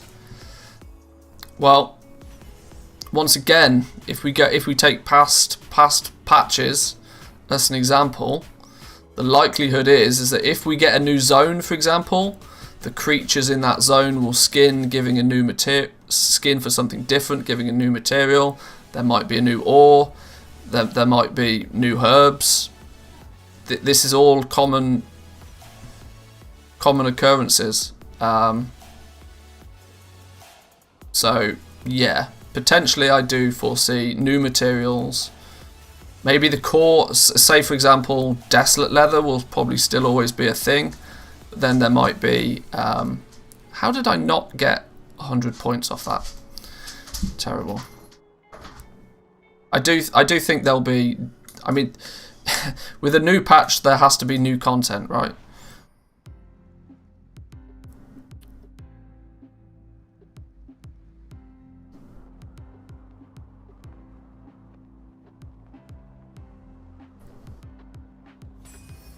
There we go. Now, how far can we glide on this dude?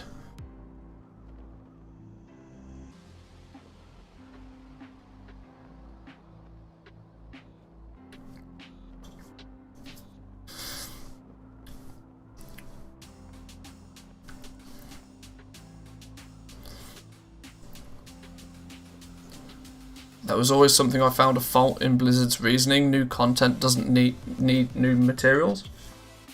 Or doesn't mean new mats. I'm not a yeah. I things like the Timeless Isle, the Isle of Thunder, those sort of zones were very good, but I don't necessarily agree with them making a whole new expansion, and then less than halfway through that expansion, we then just stop using that entire expansion worth of zones. It always feels really weird to me that's the case. Yeah, it's always felt weird. But that's just the game we play, and that's just how Blizzard do things. But I mean, I'm still in the camp of, I think that regardless of the fact that it's a new expansion, yes, we are in Shadowlands, but it still greatly annoys me that, yes, we're in Shadowlands, but what happened to the rest of this world? Nobody has gone anywhere near any of this.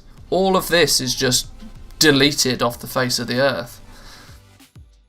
I don't think every expansion we need a whole new zone.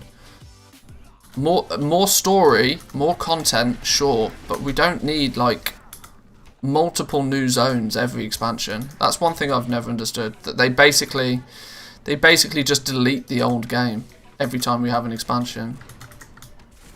I don't know.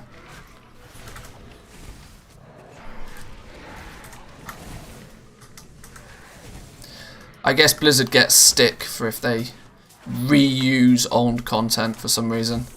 It's considered lazy game design, but I don't know.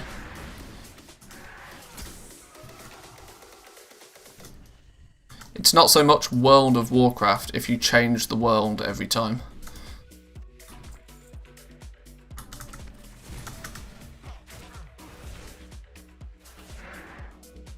Requires mirrors of ancient teaching. Well, how have I not got any of those then?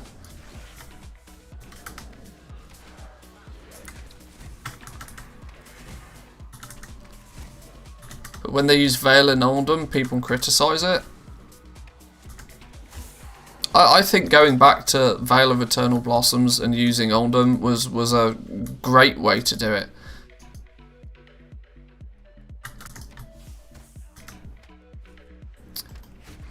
But on the flip side, I disagree with the fact that there was a dude that you could talk to that could switch you through, you could float through time.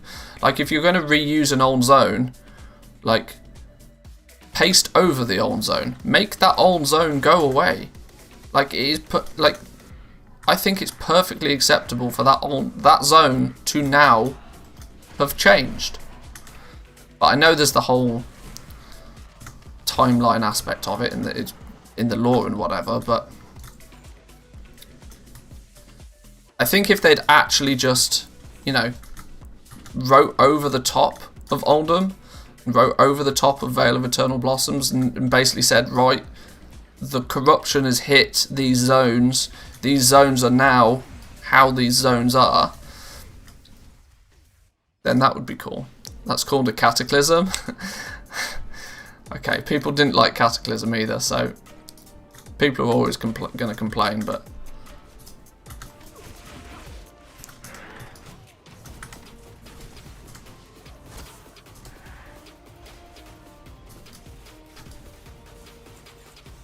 Don't we need a bunch of these? We need a whole bunch of these mirror fragments, and then we do something with them. Can turn 3 into a mirror. There we go. And then we go use the mirrors at these places. That's what we do.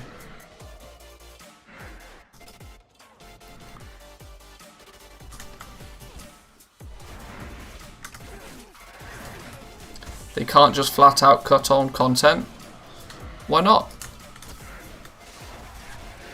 Why not?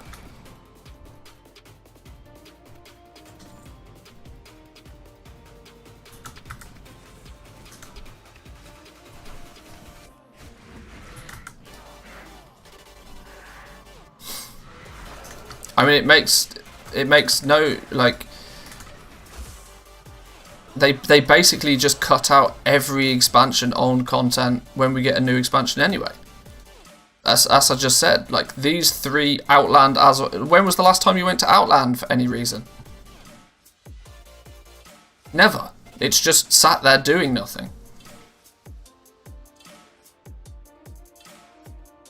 Like, what's the reason to not be here anymore? Why don't we have world quests in other zones in the world? They are world quests, after all. Why are the only world quests that are relevant in these 4 zones? It doesn't make sense to me. They should be called zone quests, because they're not world quests. Too much travel time? Nah, but it's not though. We've got portals to everywhere. I can get to any corner of this entire world within less than 3 minutes. I can get to virtually any corner within less than 3 minutes. We have portals all over the place.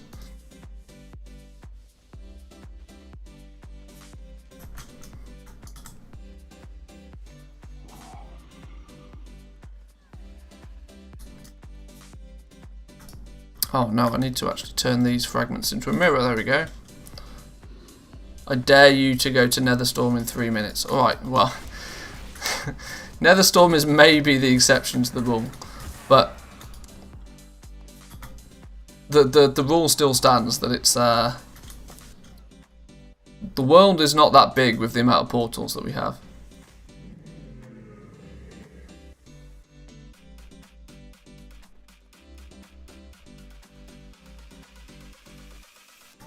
Chunk up your Hearthstone, Dalaran Hearthstone, and then you're stuck in God knows where. But it's the world of Warcraft. Just by pure description alone, I mean, the title of the game is World of Warcraft. Yet we don't play in a world. We play in 4 zones. We play in 4 zones, and maybe the more.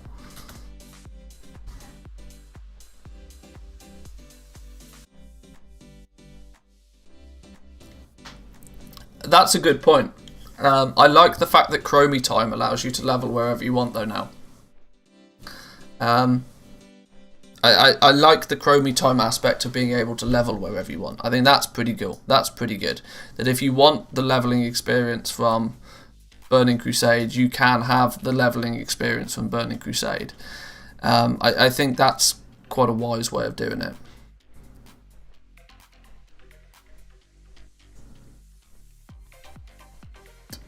The 4 zones, somewhat 5 of Warcraft. Yeah, exactly. It's not the world of Warcraft anymore.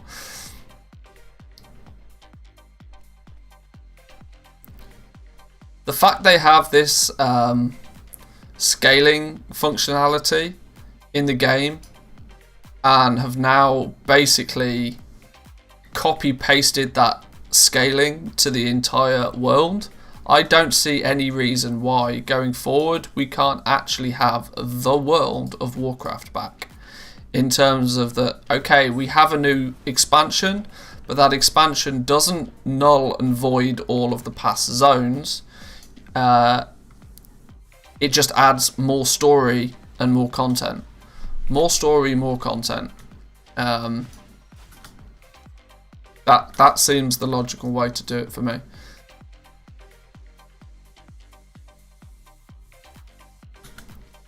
because there's no reason that Outland shouldn't have current content level storylines in, current content level world quests in. You could go Northrend. You could go to Sholazar Basin and find somebody in Sholazar Basin offering you a quest. It's almost like these zones don't exist anymore, the way that the storyline is panning out, when they do technically exist.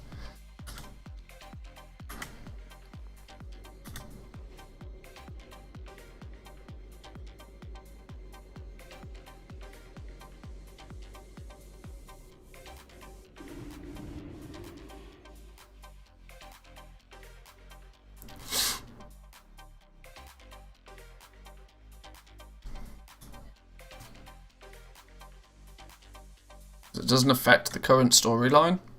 Yeah, but who makes the story? This is my point. This is my point. This is all fiction. Fiction. You choose to write the fiction yourself. Oh, we're close. Look. We are now nearly 11,000 out of 12,000 to some slightly cheaper arboreal shards. Oh, that's going to be what's the difference? I'm paying 112 gold for each arboreal shard, I think, right now, and it will go down to, was it going to be 106 or is it 108?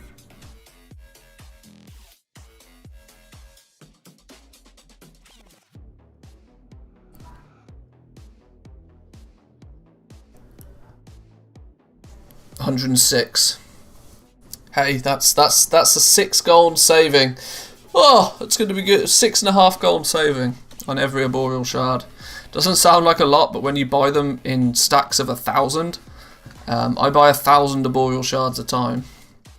Although, like I said though, I'm now not buying 1,000 arboreal shards at a time.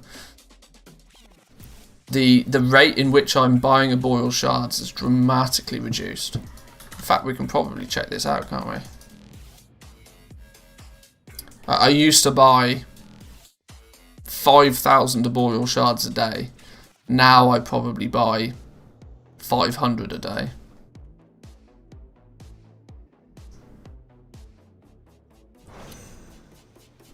Azerothian diamond. Make it so that you need an Azerothian diamond in your gear whenever you are out of the world, so you stay bonded to Azeroth. Oh, we're throwing in some lore to this now. There's two things, meta story and side story. With Shadowlands, it's the meta story, but the side story is the Covenant campaigns. Covenant campaigns do take you to Ulm zones now and then. Yeah, but now and then, you know.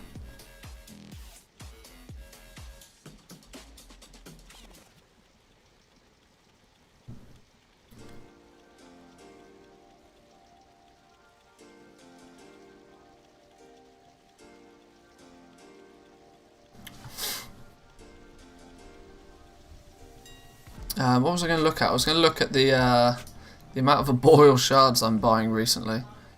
Expenses, arboreal shard. And you can see that you can see the slowdown rate here. So in the last week, so the last 7 days, we've bought 8,000 arboreal shards in the last 7 days. So an average of just over 1,000 a day. Whereas in the last 30 days, we've bought 45,000 of them. So that's 1.5, an average of about 1.5 thousand arboreal shards a day. So the rate in which we're buying them is decreasing. Dramatically decreasing. Still spent 1 million gold in just the last week on arboreal shards though. Hot damn, that's a lot.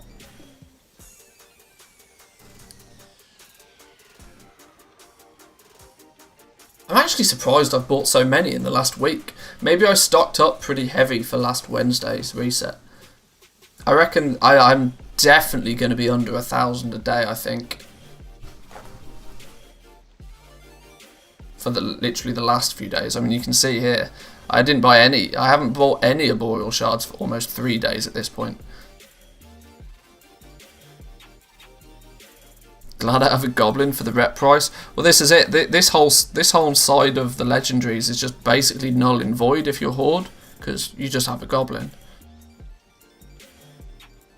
Can't you get the shards from a vendor? Well, you do, but that's the point. The greater your rep with that vendor, the cheaper you get them from the vendor. They start off at 125 gold a piece. If you go back right to the very beginning of the expansion, I was paying 125 gold a piece for them. But then as I started to get more reputation, it went down to 118 gold. At friendly, I guess that is. And then at honoured, it goes down to 112 gold a piece. And then at revered, it goes down to 108. And then at exalted, it goes down to 100. I'm just highlighting how lazy I am with rep grinds, that I've kind of just not bothered.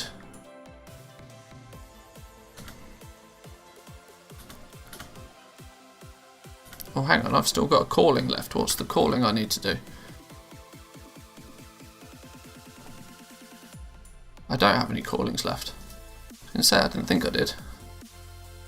Still need to reach Renown 20. How am I not Renown 20? I thought 21, 22 was the limit. Am I missing something? Will I get a Renown? Oh, I'll get a Renown when I complete my Anima, that's why.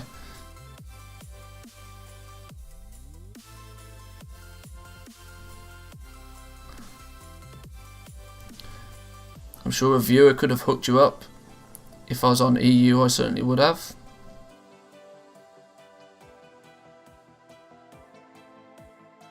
We don't need to be playing silly games like that. 21's the limit for this week. I was going to say, I thought 21 was the limit. What does 21 actually get us?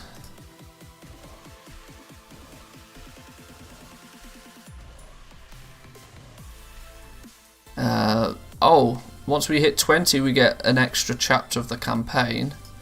And then 21, we get a Soulbind upgrade. What do we get next week then? 22 is going to be potentially the final chapter. Is it 22 maybe? Then some unrated PvP item increase. Woo! Don't care.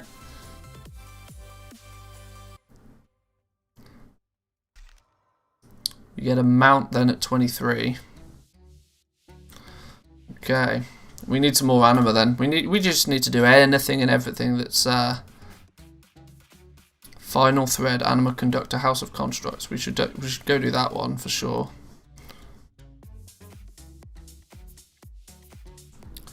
Basically anything that gives us anima. I need so much of the stuff, mainly because I would actually quite like to upgrade my my sanctum. As my sanctum so far has not had any upgrades apart from just unlocking stuff.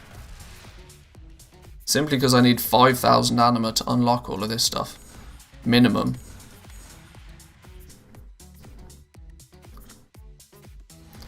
Just need to farm up anima.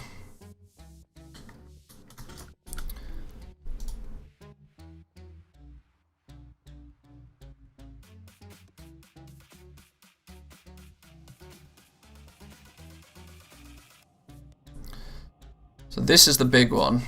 1 hour left in Ardenweld. We go do this one then. Whatever quest that is. That's 250 anima in one go.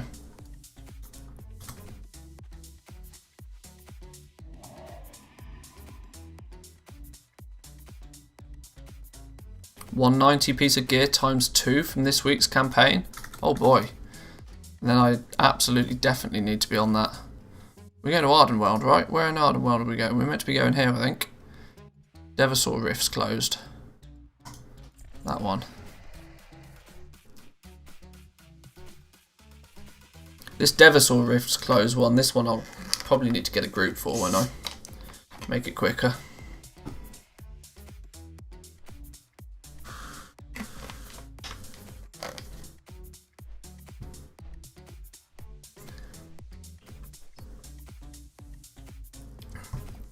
Yeah, my gear still very much sucks on this dude as well. I have not even got 180 item level gear. So if I can get some 190 pieces of gear, that'll definitely be a boost to this character. But this dude's not even ever run a single Mythic 0. I've just not got time to be doing dungeons. I wonder what my played time is at 60 on this character.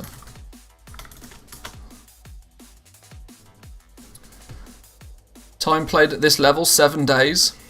You know what's really sad? Is that is probably those 7 days of played time at level 60 on this character. A good, probably I'd say a good 6 days of that is standing crafting gear or prospecting. Like, that's not time I've actually been out playing the game. I've probably only got 24 hours of actual gameplay on this character.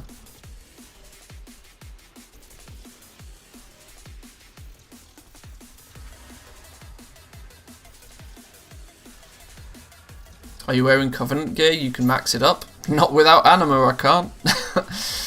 This is the thing. Like, I just need to play the game. My Anima, though, is going to be spent on upgrading my Covenant. I'm not going to waste Anima on gear.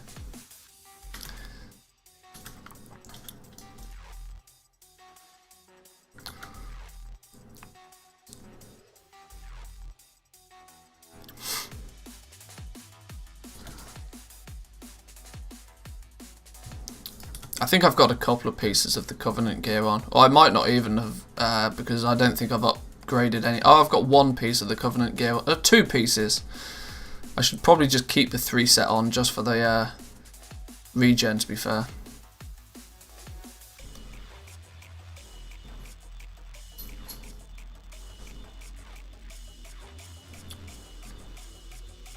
But my choice to be Necrolord doesn't really benefit me as a hunter all that much at all, because the fleshcraft is not really a big benefit to me, because, well, technically I'm a hunter. Like, it should be my pet that's taking the damage, not me. An absorb shield is, you know, neither here nor there.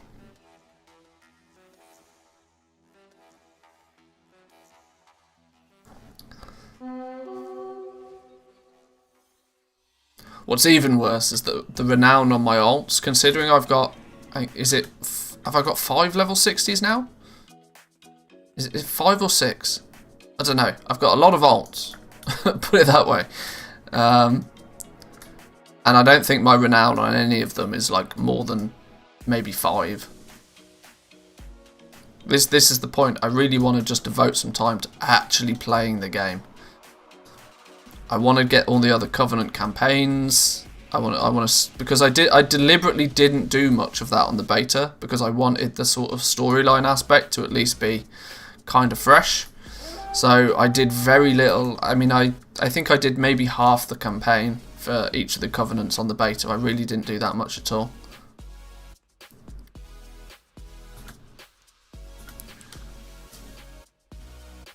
Right, I seem to remember this quest is much easier if you do it in a group, so... Interface failed because of an add-on, of course it did.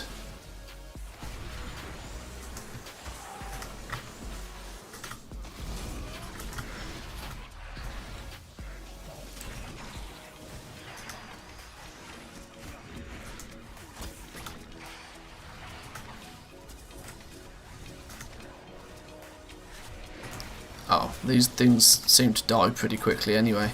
If I remember with this one, you have to get some ball or something from these dudes, and then you use the ball to close the big rifts. 5 resonating anima motes are required to make 1 core. Use the resonating anima motes to make cores, and then the cores probably close the things. Okay. I get it. I get it.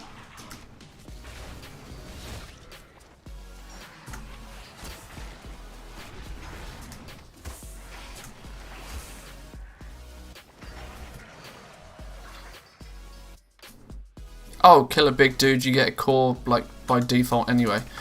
Cool. Let's just kill the big dudes then. then throw them at the portals.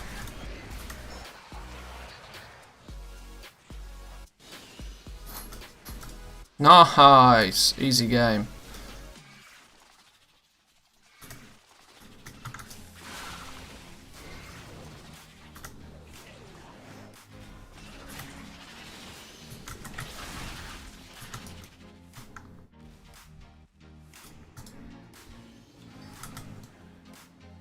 Close 3 more. Do I have any more of the big blue ones? I've got 1 more big blue one. Can loot 5 small ones and make it into a big one. That sounds preferable. Although there's enough people out here that killing, or at least getting the tag on these big ones seems to be pretty easy.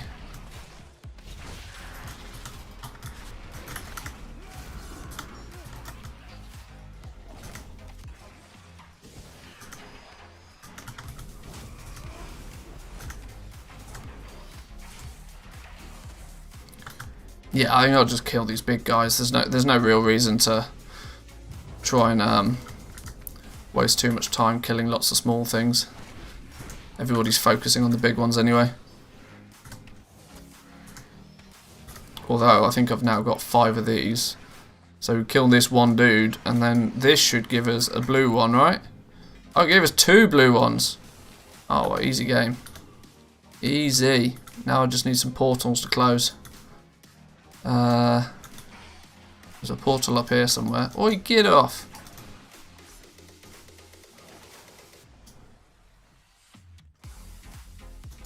Yoink.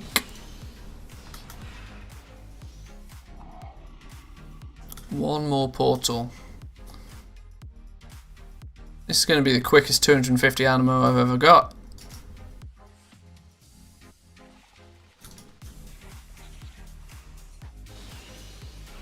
Boom! Easy game. 940. I need more anima. More. Well, while I'm out here, is there anything that's a finesse conduit? You won't give me anima. You won't give me conduit. There's only one out here that's going to give me. Weirdly, I should probably be doing the stuff in my own zone first.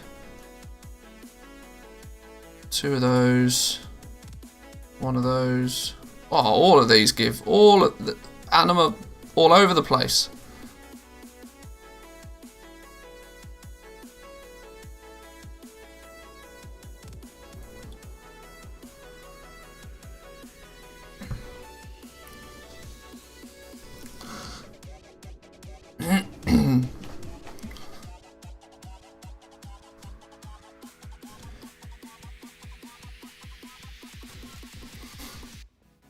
I guess there's kind of a cap to how much anima you can get per day, though, really, isn't there?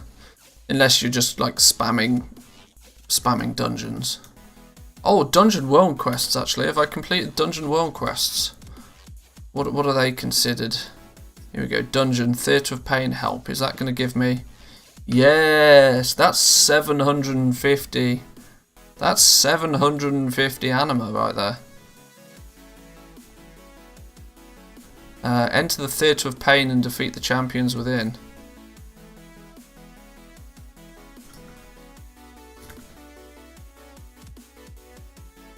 Dungeon Finder, specific.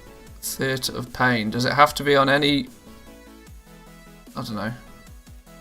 Go. Is that genuinely 750 anima for a single quest? Cheeky.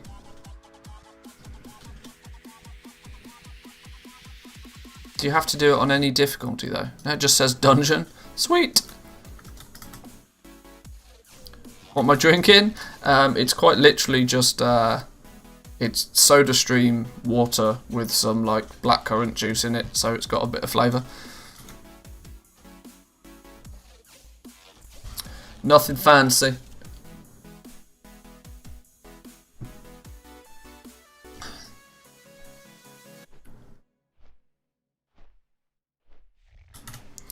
Time to fly, time to do a quick cancel scan.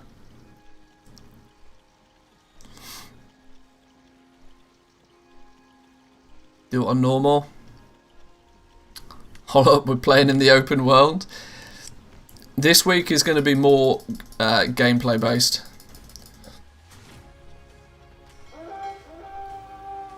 That's not to say we won't do some auction housey stuff and some goal makey stuff, but I actually want to start playing the game now.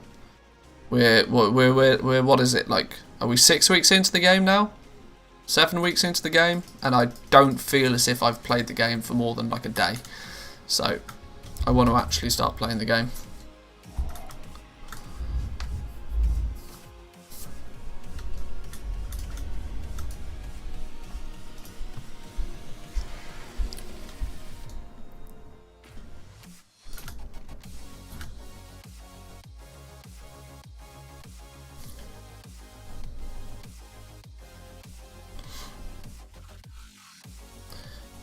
This week's dungeon quests are the other side and the Theatre of Pain. At least on NA, they both give 175 ammo and 500 rep. I think I've done those. I think I did a couple of dungeons yesterday. I think I might have done those. They look like giant yellow eggs on the ground around this area. Giant. Oh, there's a big old egg. Collect a big old egg. Yoink. Sweet. Is that it? Use the thing to destroy something else. Use the thing to do the thing.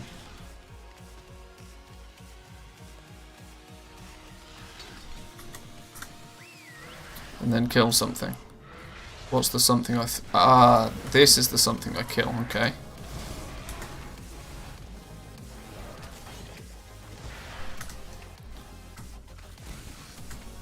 Now kill the thing that was looted with the thing that you looted. Technical terms, all good. That's what we need. This is why we employ Zygor to make my life easy.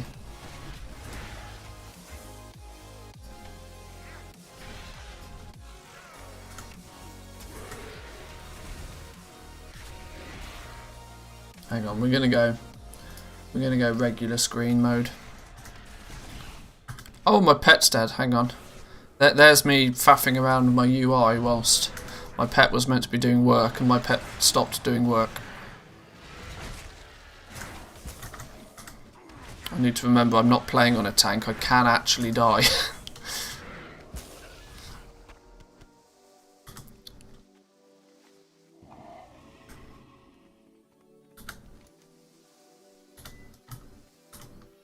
Now, how do we get down from here? How do we get down?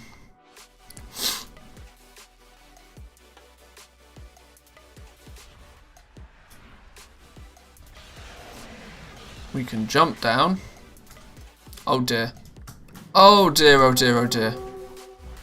Oh dear, oh dear, oh dear. Yeah, we died. I suddenly looked at my health bar when I did that. It was like, that was not a good idea.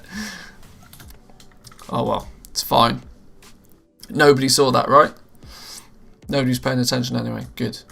Excellent.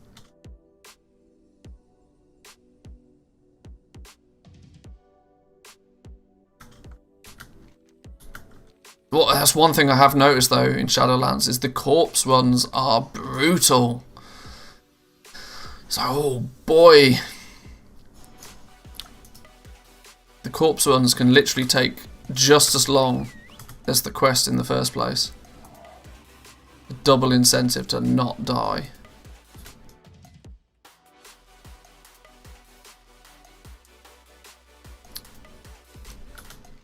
Hang on, what's this rare about? This rare gives a boneweave hatchling.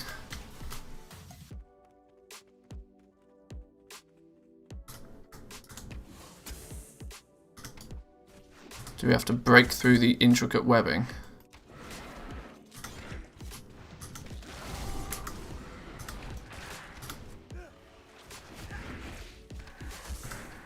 Is this literally it? Is it just a pew pew pew? Oh, and things attack us while we do it, I guess.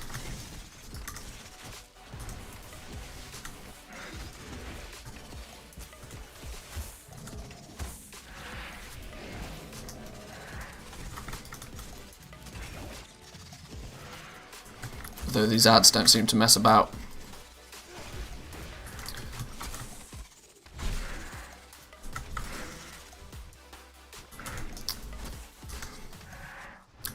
These are the kind of things that I like to do in the game.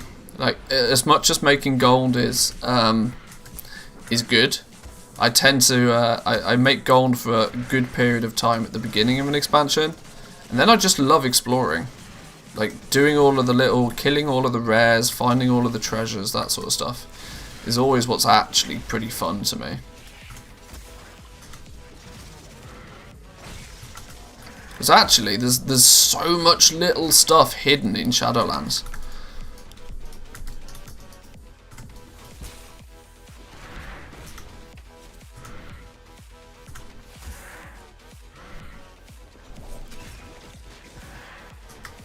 Do we have to kill a boss once we break through here? I guess we do.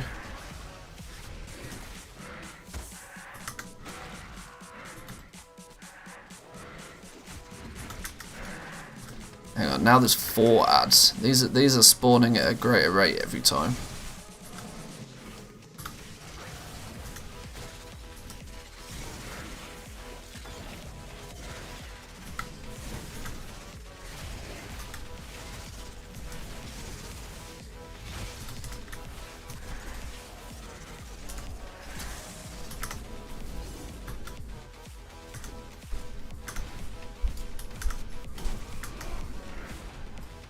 We got 20%. Oh, we got Boomy. Boomy helping us out. Nice one.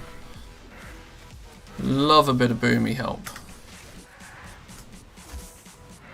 Why would somebody enjoy finding hidden little things and not enjoy the lore? I'm just not a big story guy. I think that's the main thing. I'm just not a big story guy. Whilst finding little rares and killing rares and picking up like pets and toys and that sort of stuff, the collection side of things does really grab me, which is why I'm one of the people that have all the things installed, because it's just fun. Oh, my pet's dead. Hang on, that's not good.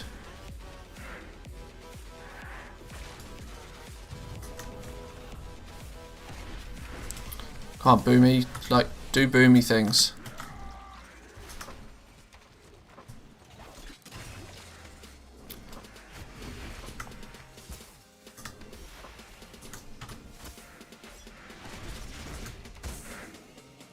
I literally can't move. Can you, like, let me out, please? Thank you. And we're off.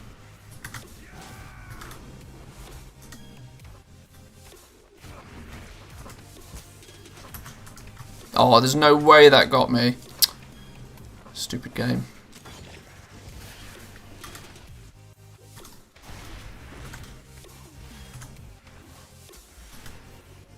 Yeah, the lore's one of those things that I usually find that if I could do the entire story in one go,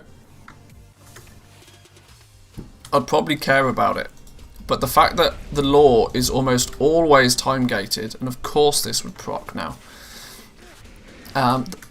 This is why I'm not good at watching episodic TV programs, because by the next week I've forgotten what happened in the last one. And it's the same with the storytelling in WoW, that if you it's all good if you could do it all in one go, but you can't do it all in one go unless you wait till the end of the expansion to do it. So I have just tended to not really pay much attention to the lore. Yes, I know, I've been removed from the queue now because I'm trying to kill a stupid rare spider.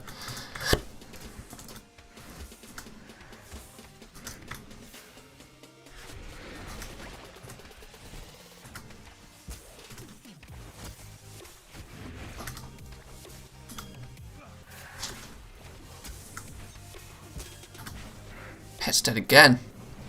My pet's having a hard time today. He's having a real hard time.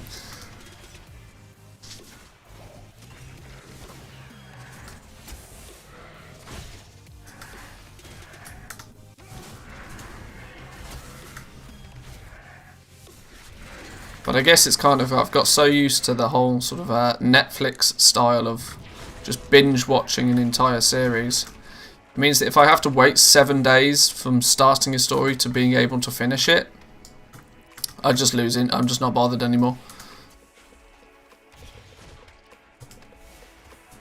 Now I better get the mount. Or is it a mount or is it pet or something? It's a pet that drops from this, sorry, not a mount. Boneweave hatchling, come on.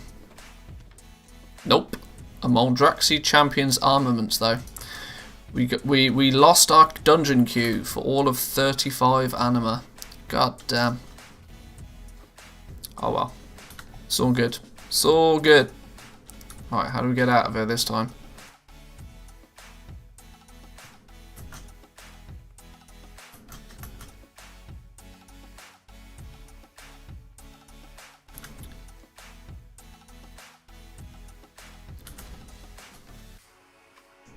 Ride the flayed wing back to the seat of the Primus.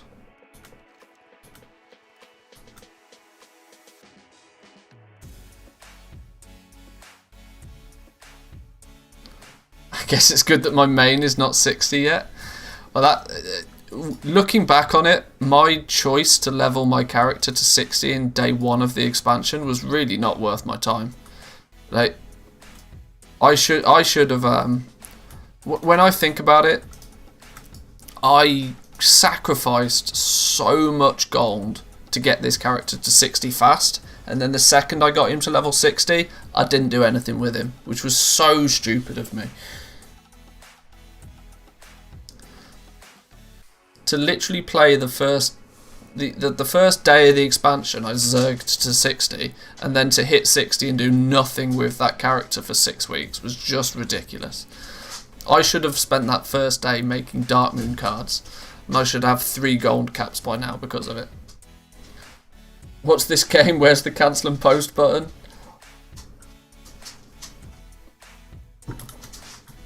It's alright, they're here. Relax, it's fine.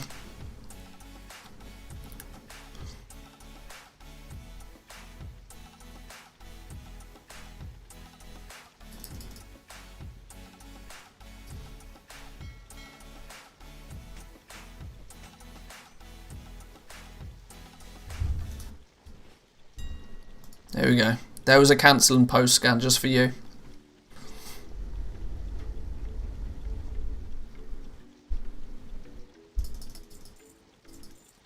Not that any of this stuff will sell anyway.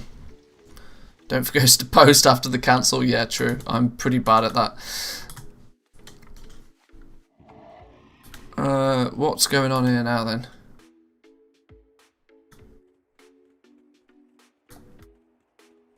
Oh, hang on. I was meant to do something while I was on that, wasn't I?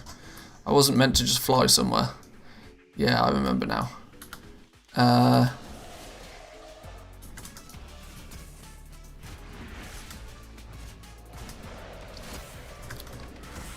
Okay.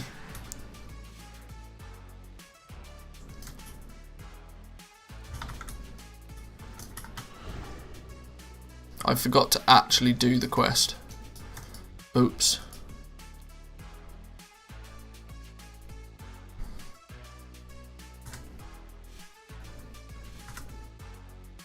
Smooth it with gentle pats.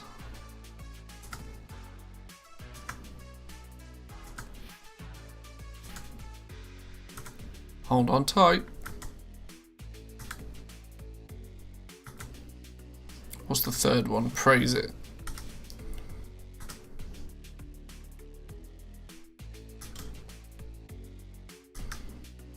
Is there like a... I thought there'd be like a bar or something to indicate whether it's happy with you or not. Oh, there we go. I think we've made it happy, it's fine.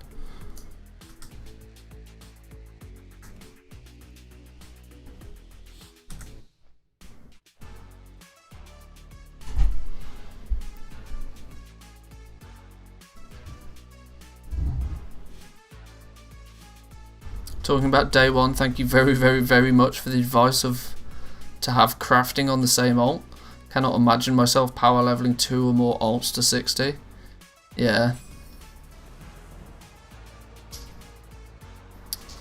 Well, I very quickly, well not very quickly, but what very quickly compared to what I planned to do, got a whole bunch of alts leveled up. Mainly because whoa, battle pets? No, we're getting out of this one. I've got a clue what's going on with those.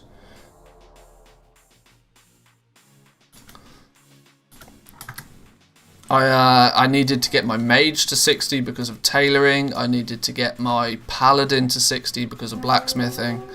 I was kind of lucky that I came into the expansion with leatherworking and jewel crafting on the same character, which was conveniently also my main. So I knew full well that I was kind of lucky in that regard, but it still meant that I needed to level like three characters minimum just to do the legendary thing.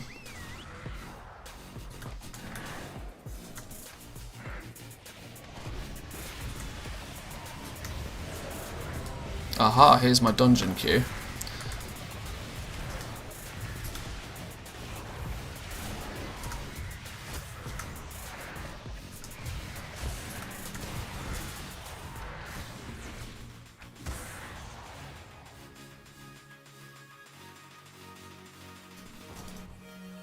Reset a bunch of tailoring pieces, really paid off for me. 500k in the mailbox yesterday. Markets came down, but have not totally gone in the dumpster. There's a whole element of just kind of like maintaining the markets now and sort of propping them up, which may need you to do like a bit of flipping.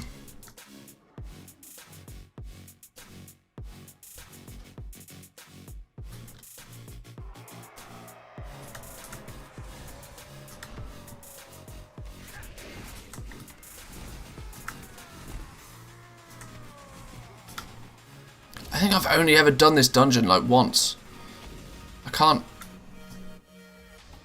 I genuinely can't remember doing this dungeon more than once.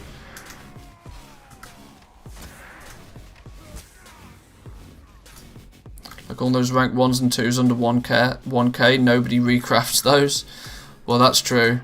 People craft the 15 they need to get past that point, and then they're just like, nope, done.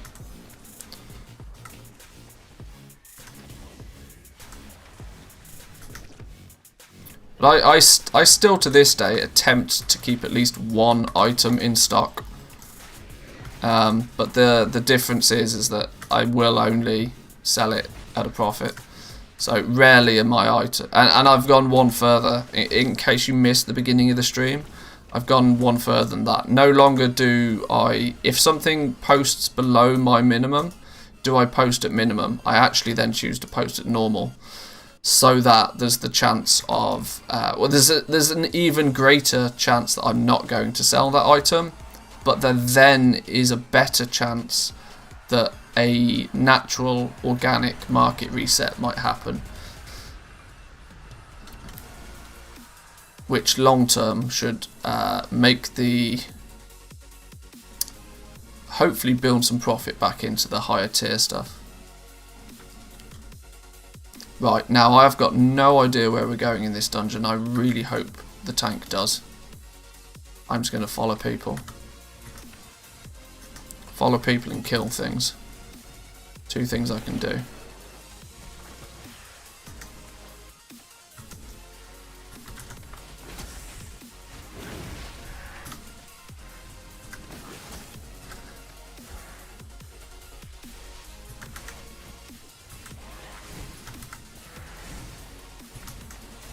Only need max Shadowlands enchanting, no need for a level 60 character. Well, not if you wanted to get into legendaries. If you wanted to get into crafting legendaries, you needed multiple level 60s. Because you had to get through Torghast.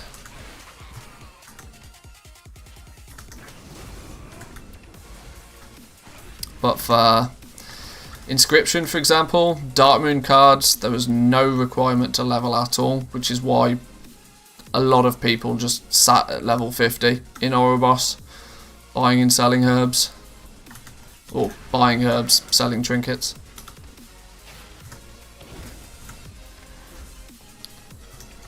We have one guy advertising crafting all legendaries. It's probably, I mean, I'm not far off that. There's only a couple of rank 4s that I need in for Bone Shatter gear. But blacksmithing, tailoring, jewel crafting, and Umbraside Umberhide side of leatherworking I'm maxed on, and I'm only a part-time goblin compared to some people.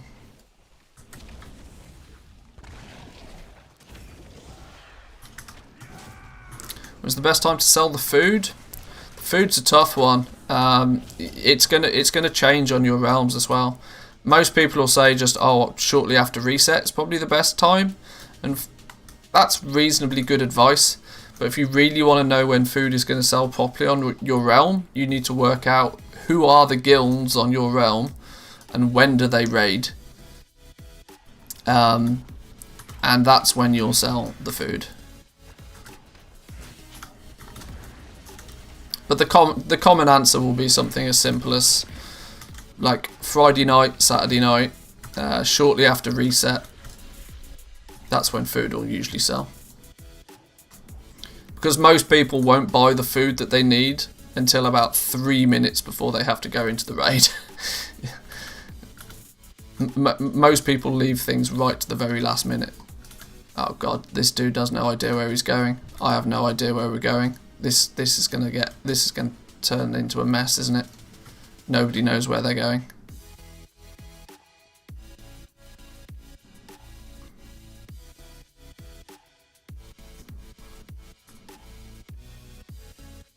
Well, look, there's enemies to kill. Let's just go that way.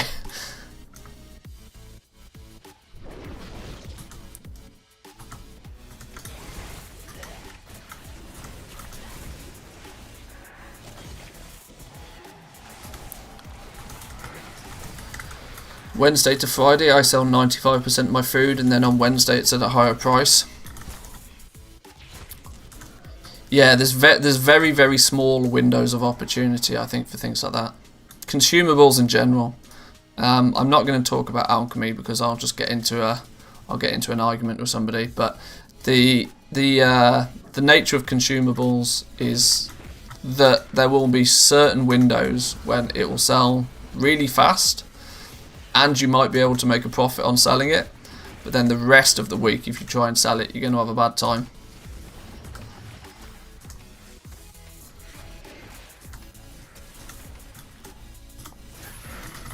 Oh, I forgot about this bit. Oops, my bad.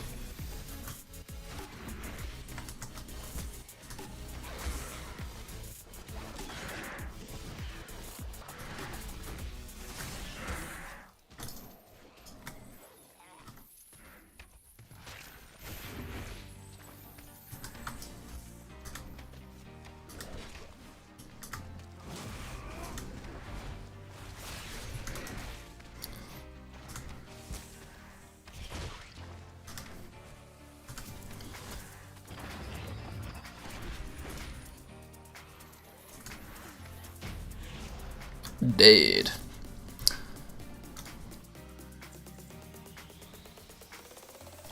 Alchemy tends to be amazing at the start of the raid tier and then fall off. Well, yeah, obviously, because people. That's when people want the consumables. That's when it's important to have your potions and your flasks. Is when you're technically undergeared. As soon as you can face roll the bosses, the need for potions and flasks drops off very quickly.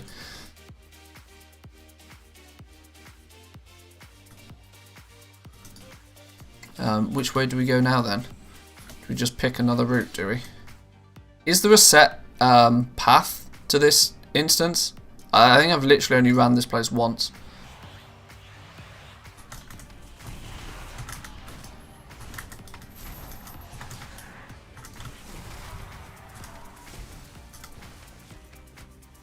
I'm sure there's a meta path, but is it like fixed, or can you just choose which direction you go?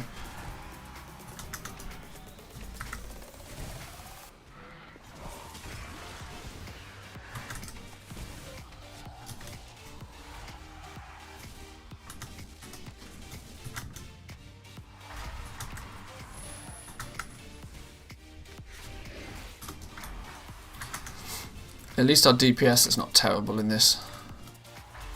I think there's probably a lot of people that are here for that weekly quest. There's 2 routes. One's very skip heavy, rogue, invis pops, that sort of thing. Oh, okay, well, yeah, I knew there'd be a meta build. I was just wondering whether you can actually... why can I not go through the thing?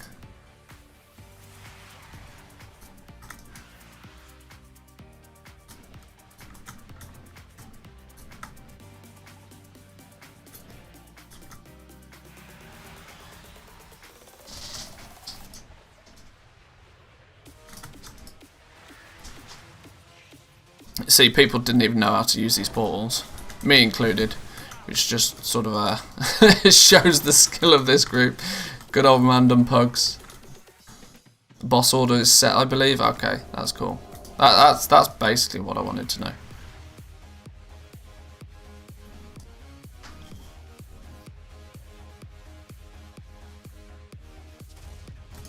Why did nobody else follow? Oh, other people did follow me. Cool. Apart from the tank, where's the tank gone? How's the tank managed to go a different way? Hello,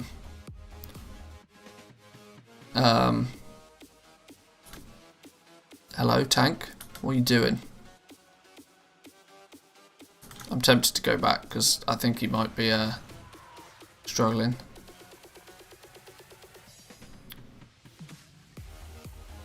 No, the tank's managed to go a completely different way.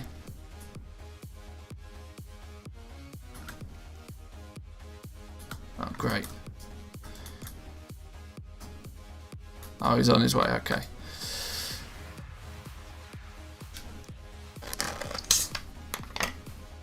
I need to stop drinking this water though.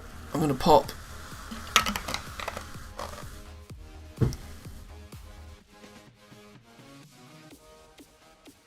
Ah, now we're all at the same bit. Cool.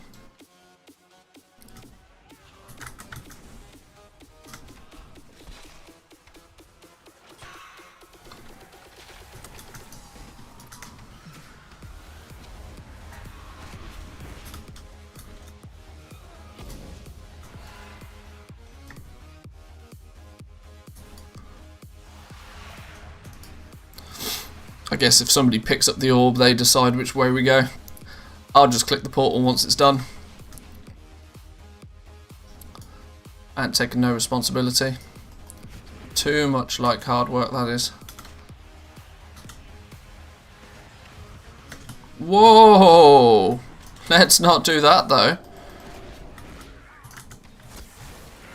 Good thing I was paying attention to that one.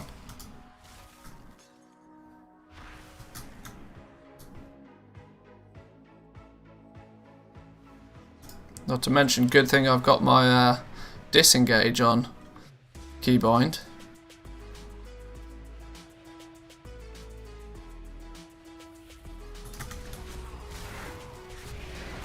I was about to say, watch for the cyclones.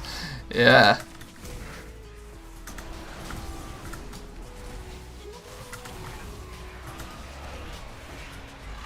You don't know which way they're going to go. Are you supposed to tell which way they go?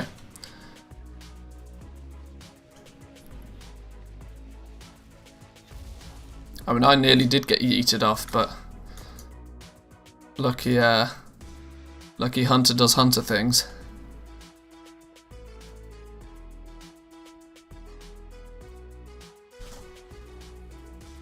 Oh, he's going in already. Okay, sure.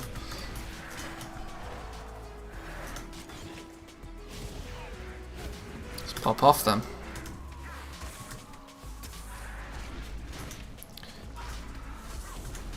Yo, this Ret Paladin's doing some work.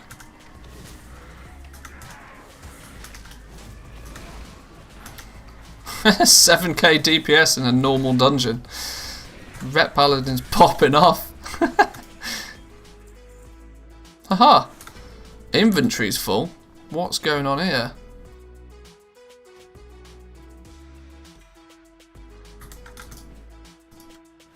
My inventory is actually horrendous though. Like, not even gonna lie.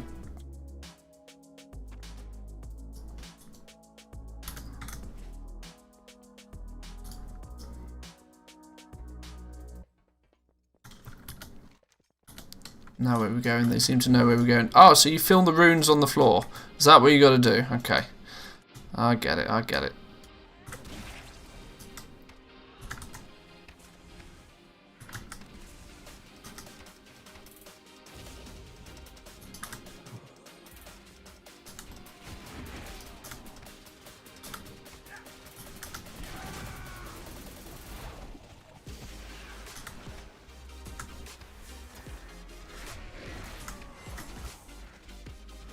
This is one of those dungeons that I imagine was an absolute nightmare the first week or so, though.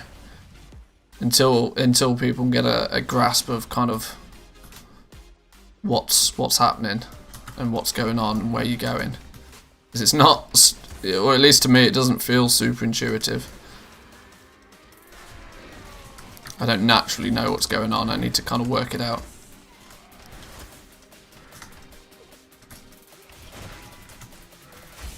And did. Are we going this way? Uh-oh. We must be going this way, right? Kill the captain.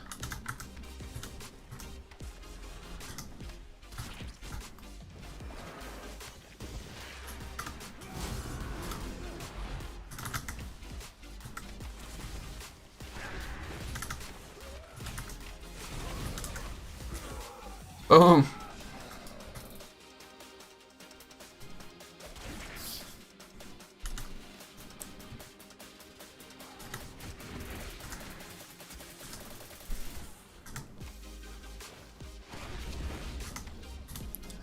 Somebody's going to have to remind me to fix my inventory after I do this anyway as well. Because there is so much trash in my bags, it's not even funny. This is where you've got to be really careful, just like deleting a grey item. Because you've got a random grey item that's worth 700 gold. Another 2 random ones that are worth 800 gold. You can't just yeet a whole bunch of grey items anymore.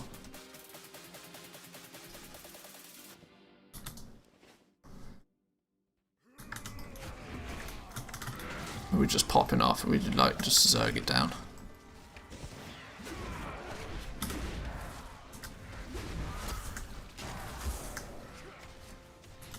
I mean, I'm sure we probably should kill the banner, right? That's probably the tactic. But I don't think he's going to last long enough to really...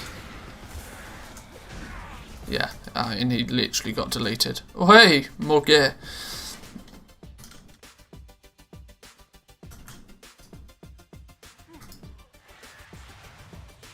Ah, the teleporter just sends you straight back up, that's funny. Okay, maybe we don't use the teleporter then.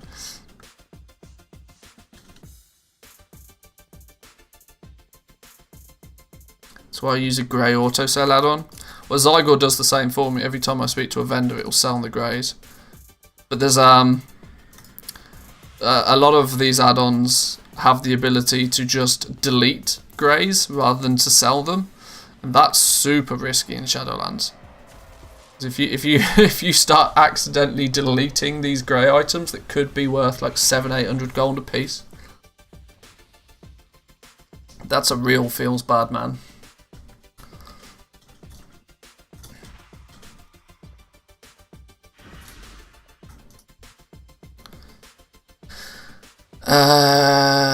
We probably don't have big cooldowns for this now, do we? Or do we?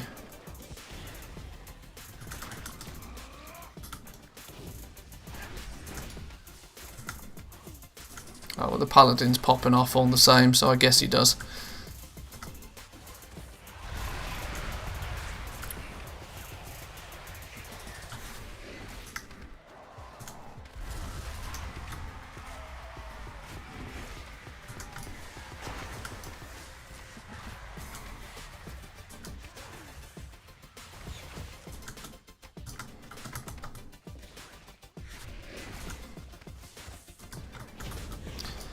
Dead. That should be the quest as well. Did I get 3 items from that dungeon? I did get 3 items for that dungeon. That's ridiculous. Is that the dungeon complete? Can I quit this now? Am I going to get...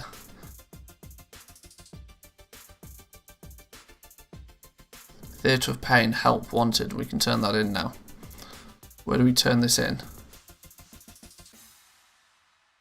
Oh, this is the end zone dungeon quest. That's why it's so much anima. I get it. Rhett has really good burst, but once wings are down, they're just wet noodles. Oh dear, poor Rhett.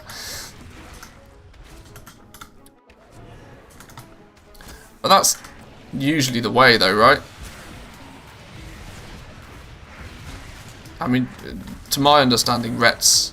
I mean, I've never played Rhett competitively, but it's always felt that that's basically the case.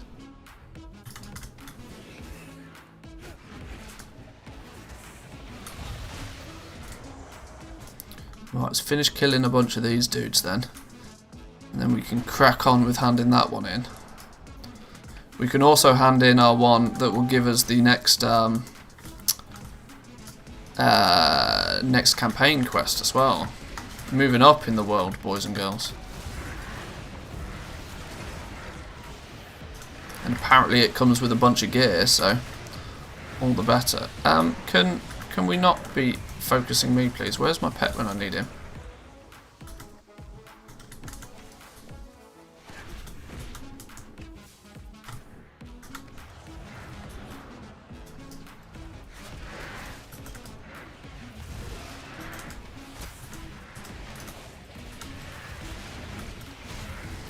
Why are these things focusing me even when they're attacking the pet? Can they not do that, please?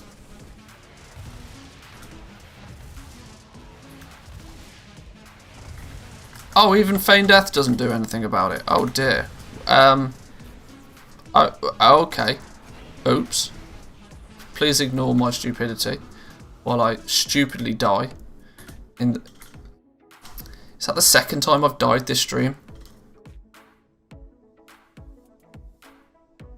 This is why I should stick to the auction house. Stick to what I'm good at. Can't believe I died doing a world quest.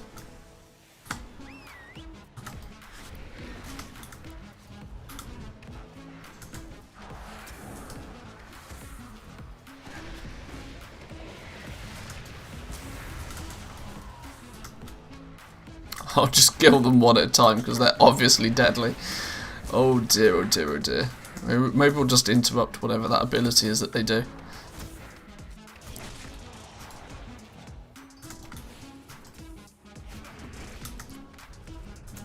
You can outrange that AoE. Oh, it's this Deathbolt Rift, I think it is.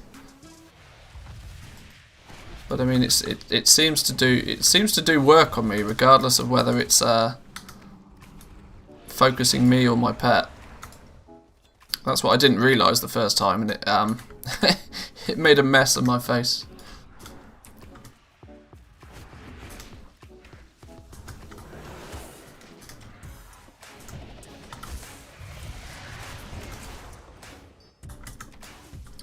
I think you should take a look at Gnome's sequencer macros. If you're planning just to play the game, you can avoid silly deaths like that one before. I mean, silly deaths like that are the game as far as I'm concerned. I don't want a macro to play the game for me.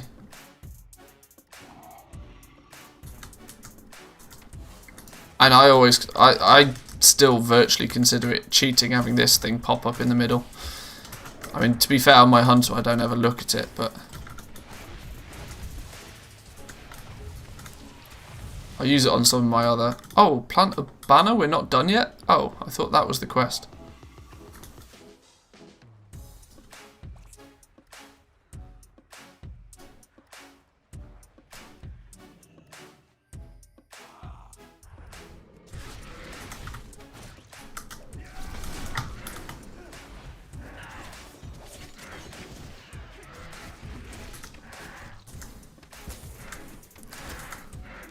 Died 4 times in Scholar's Holes, layer 5 on Trash yesterday. You're fine. I've not done the Torghast this week. I also need to do Torghast before we get another reset.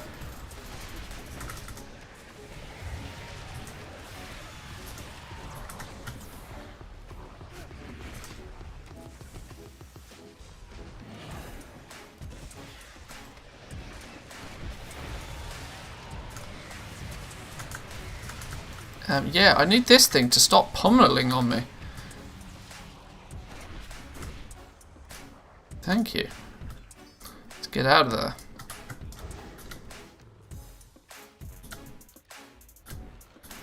Oh, let's go and in that dungeon quest. Oh, no, see, nobody reminded me to fix my inventory. There we go.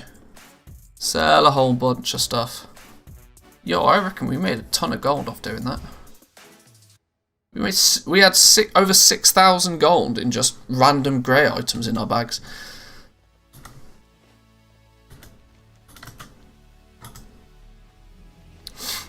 Can't use my yak though by normal. Just can't do it. What's your total profits now according to TSM? I don't really need TSM to tell me. I'm up about 5-6 million gold, I think, from the start of the expansion. Not a huge amount, but you know, enough to buy my longboy if I want it, or should I say, if I see it for the right price on the black market auction house. Though until I'm gold capped, I'm not going to buy the longboy. There's no point.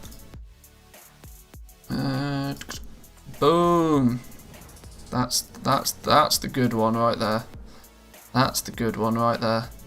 Let's we'll come back to doing world quests in a bit. Let's go to finish the campaign, I think. I've got to take a bathroom break though. I'll be back in 2 minutes, guys.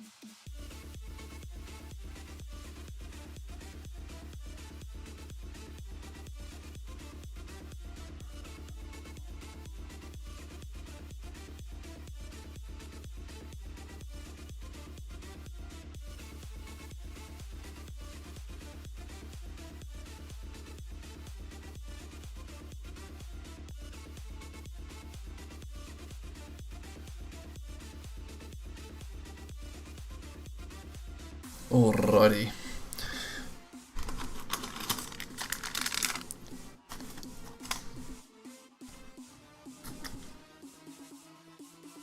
Just turn off these world quests for now. Fix our sanctum. This should make us hit renown 20. Yay! New campaign. What's that? Technically halfway, right? There's 40 renown.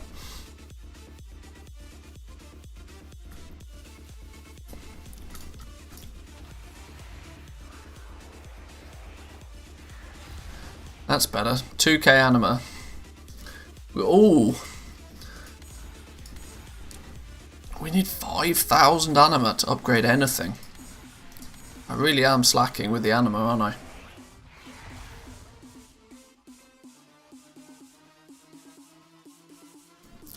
I tell you what, I have no idea how I'm going to unlock these 15k animas. Like, that's a lot. But from next week, we only get 2 renown a week, I think.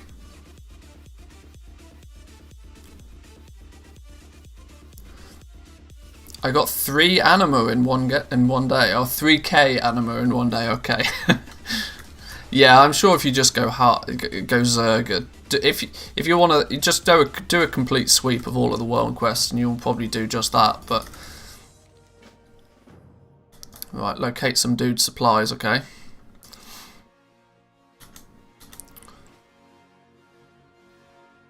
Yeah, I bet if I actually look at the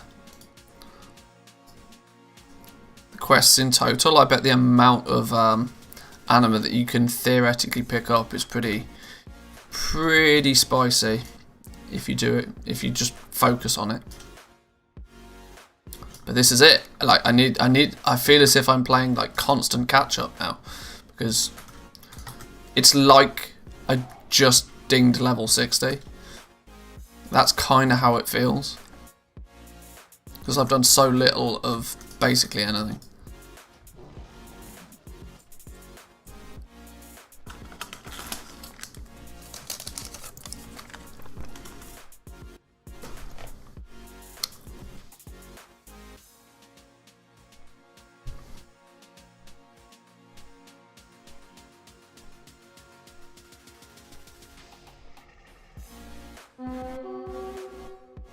Oh, we need to turn this dungeon quest in as well in Oribos. That'll get us... Oh! If we choose the Ascended Commendation, that's 500 rep, isn't it?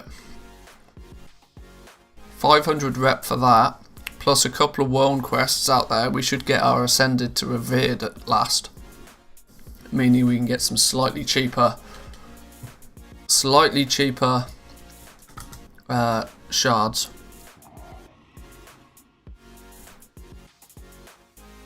You don't miss anything without the anima, except for maybe transmog, pets, mounts, you know, all the important stuff. Well, this is it. Like, considering both one of my favourite and one of my most hated add-ons, all the things. If I want to get this percentage up, I'm going to need a lot of anima. Let's put it that way.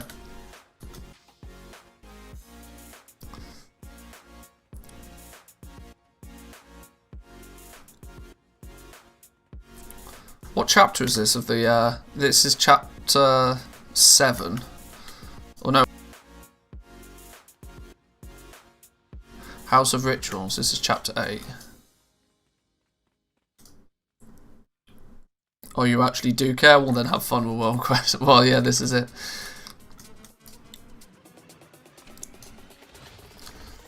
I'm kind of... it's weird. I'm probably the most casual, hardcore collector there is. Wow, that's a lot of quests. In terms of the fact that I don't really care that much about collecting all the mounts and pets, but I do. Really? Well, that shows just how little I've played the game. I've only just got the Explore Moldraxxus, and I'm Necrolord. Okay, sure. Like, if I don't get the pets and mounts, mad, not so bothered. If I don't get them in that expansion, I'll rarely go back and farm them again. So, like, anything that I didn't get from BFA, the likelihood of me going back to BFA and getting it at this point is virtually none. Because, unfortunately, current expansion content is usually enough to keep you going. I only care when I do. That's kind of it. Like, I don't usually care, but when I do care, I do actually care. I don't know, I think it's because I've not got an addictive personality, but there's definitely a touch of OCD about everything I do. Which is why my TSM groups are usually like really neat and organised and that sort of stuff, when arguably they don't need to be. And arguably it would work better if they weren't, but...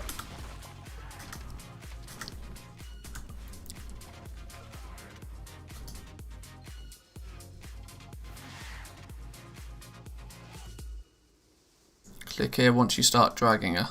Oh, okay. I'm just gonna drag her now. Just drag a dead body. Cool. Alright, fine. Oh, I've just said a phrase that will get me demonetized. Great. Excellent. Or bang goes another stream's revenue.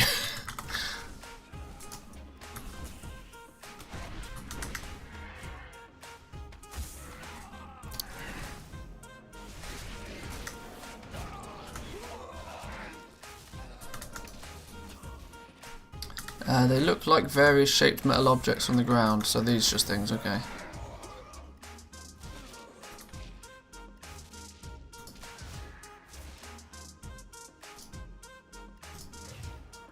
$40, it's 10 each time for these, is it? Okay. Am I still dragging the, I'm still dragging.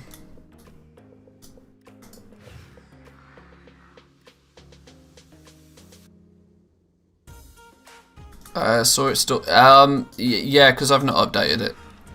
I've not updated it yet. It's fine, don't worry.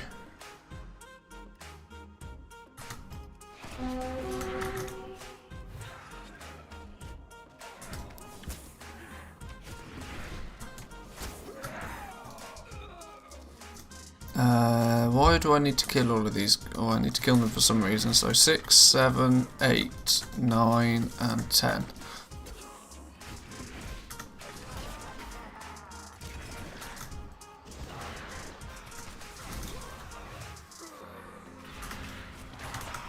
Whoa, hang on, what's going on here? What's all this wizardry?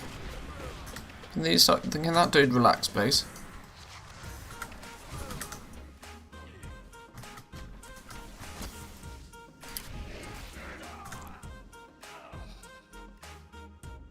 My OCD made me sort them all by their stats. After a week I just store them on the auction house since I can't stop myself. Yeah, I kinda know that feeling. Talking about rings, actually, that's another thing that is on my to-do list. I need to farm them all every day. It needs to be religious. It almost needs to be the thing I do very first of the stream, is complete them all. Because otherwise I am never going to get this Crafter's Mark rank 2. And I'm never going to have use for all of these gems that I've got stashed away.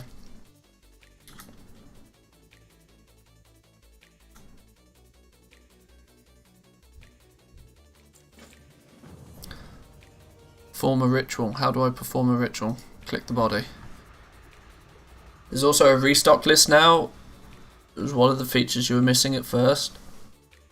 Yeah, the ability to sort of specify restock would be helpful.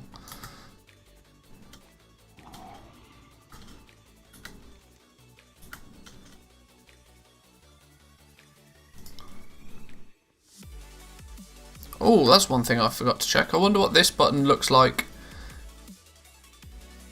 Wow, okay.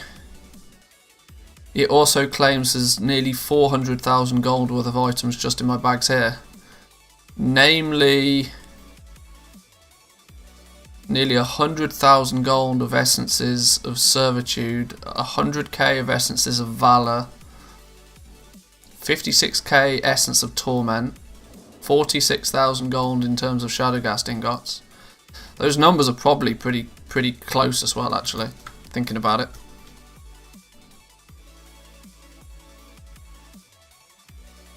It's really easy to just like totally not consider the inventory that you have when it comes to gold.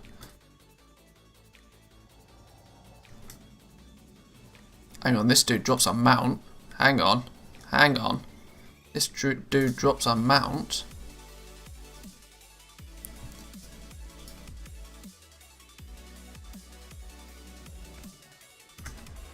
I'm going to get my ass handed to me if I try and kill this dude.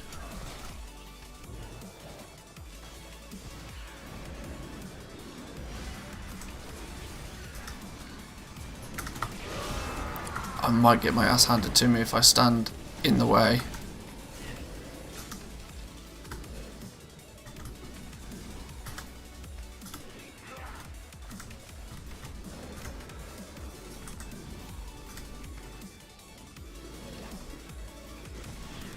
Gore spine. Let's hope I get them out then. You need a group for that? Oh.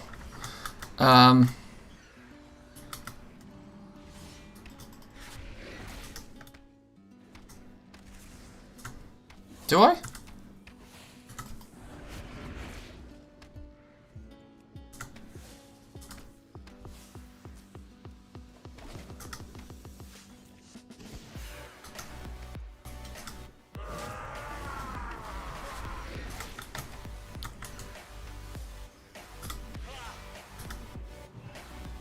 He seems to be going down. I mean, unless he does some enrage at 20% or something, but...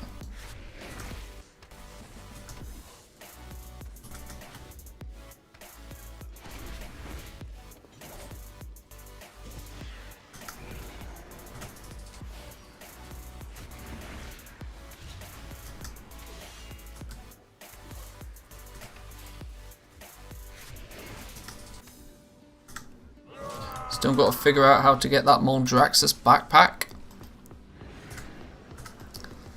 It'll be on the list. If it's on all the things, we'll do it eventually. That wasn't too difficult. Ah, stupid game, no mount. Game's against me. It's fixed. I guess that's one on our kill it daily list then.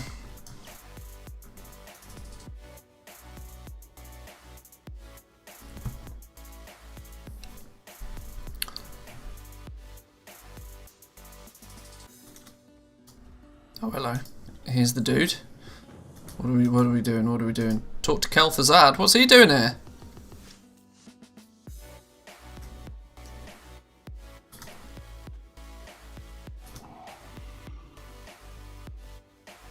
Oh, maybe don't run in the eyes. I get it.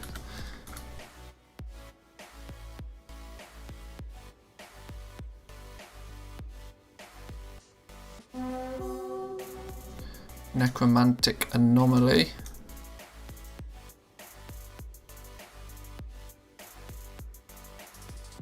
Somebody laughing at the fact I'm a Necrolord hunter. That's not a surprise. I think I'm one of the rare ones, you know. I think Necrolord hunters are like less than 5% of all hunters.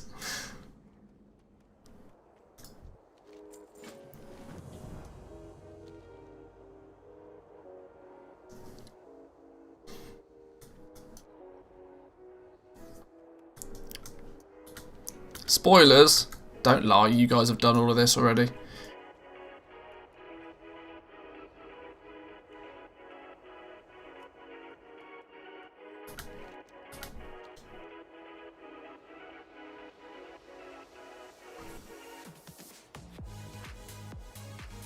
I mean, if anything, it's spoilers for me.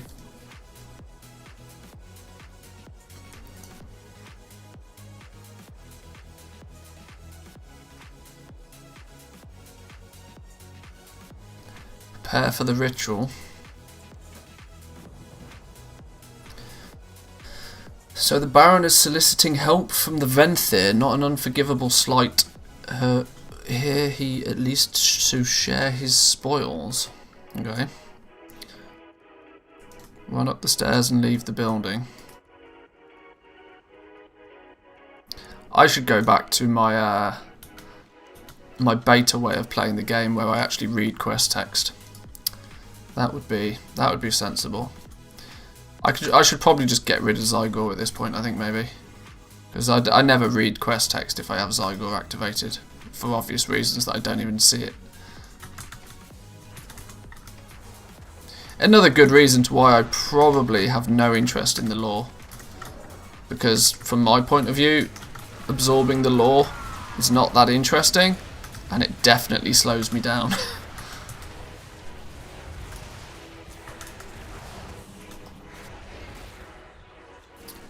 LFR release schedule, by the way, January the 19th is Wing 3, and then February 2nd is Denathrius. See, that makes more sense to me.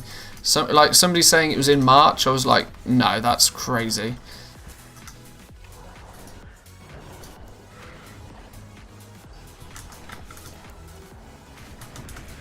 Well, there we go, then. There's a date to put in the diary.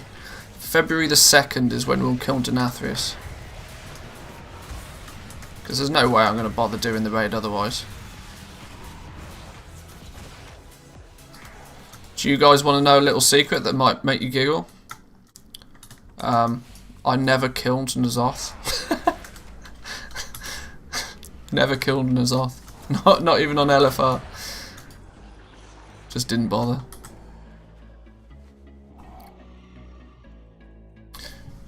Soon as I heard the rumours that it would take you 4 hours on LFR, I was like, nope. Just nope.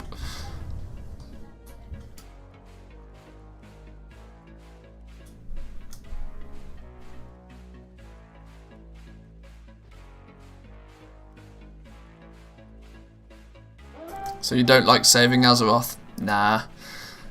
Azeroth will fix itself. It's fine.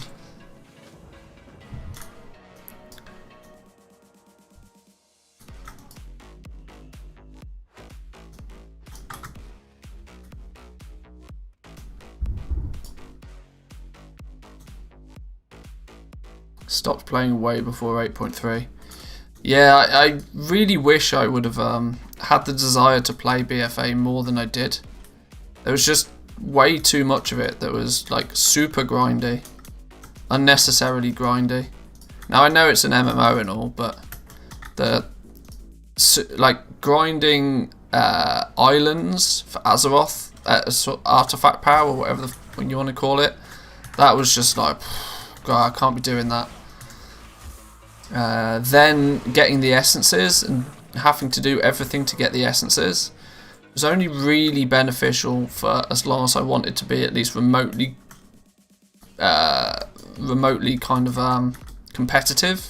And if you weren't too concerned with being super competitive, there wasn't really much else to do.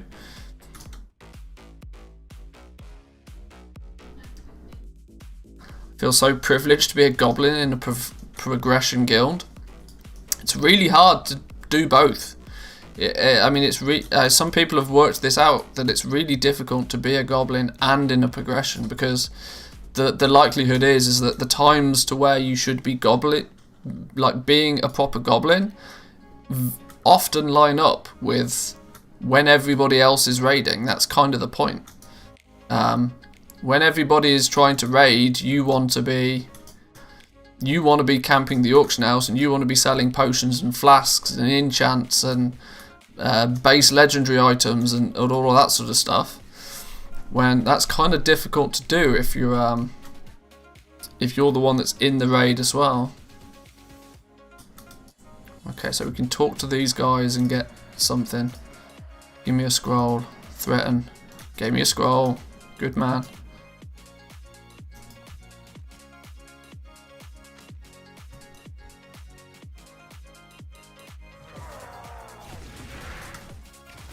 Oh, so if I threaten him and then have to damage him, I don't lose my cover. Oh, that's cool. And we still get the scroll. Nice. I just do the casual raid and they yell out my name every time I die.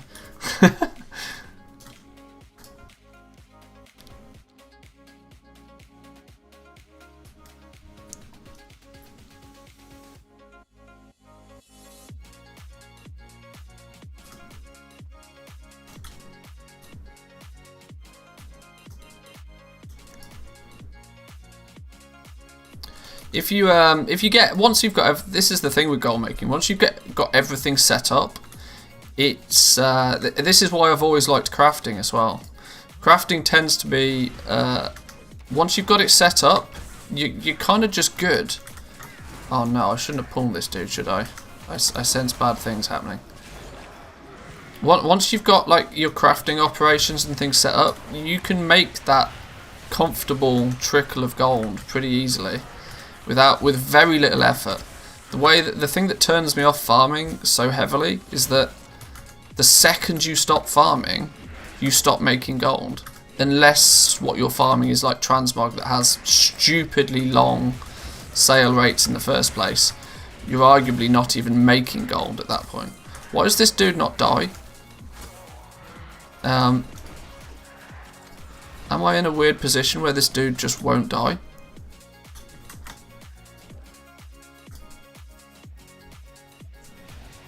Immortality. Oh. Oh, well, if I'd have known that.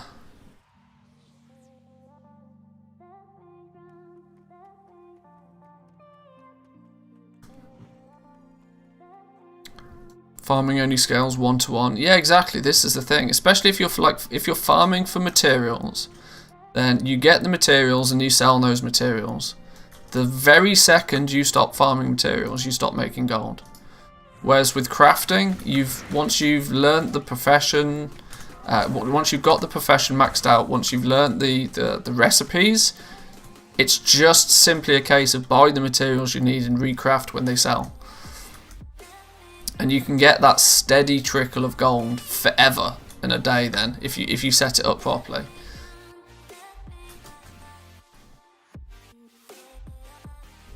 Oh, hang on, I've only got 4 out of 6 mischievous quills. Maybe I should be picking those up. What are those when...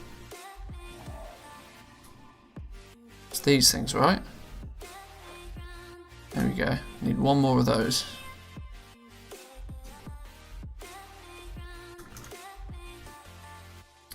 I will miss doing 200,000 gold a day.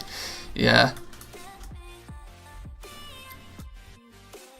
But this is one thing you kind of have to remember, that even gold making, for the most part, is relatively seasonal. Soon, like when it's out of season, gold making is really, really time consuming, and there feels like it always feels like there's very little reward for doing it. But when it's in season, it's crazy profitable. Just like Dark Moon decks, every expansion, just like base legendary items have been for the last 6 weeks. When it's profitable, it's really profitable. But out of season, gold making is hard.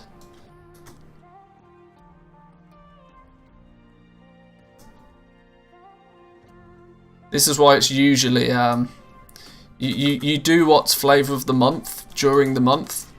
And then in the off season is when you set up all of your crafting operations and level all of the rest of the professions and that sort of stuff.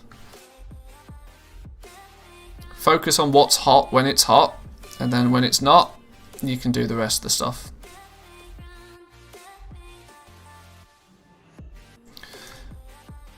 This is why it kind of feels weird for me to like just totally ignore alchemy.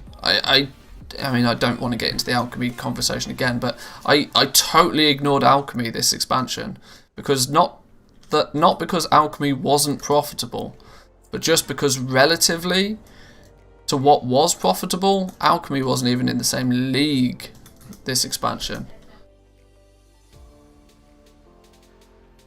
Yeah, I'm sure you could have made a whole bunch of gold with flasks and potions and that sort of stuff.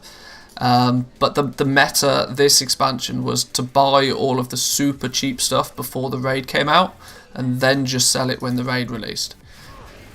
Which in essence was not necessary. You could have done that without even being an alchemist if you kind of wanted to. It was basically flipping more than it was actually taking advantage of the profession.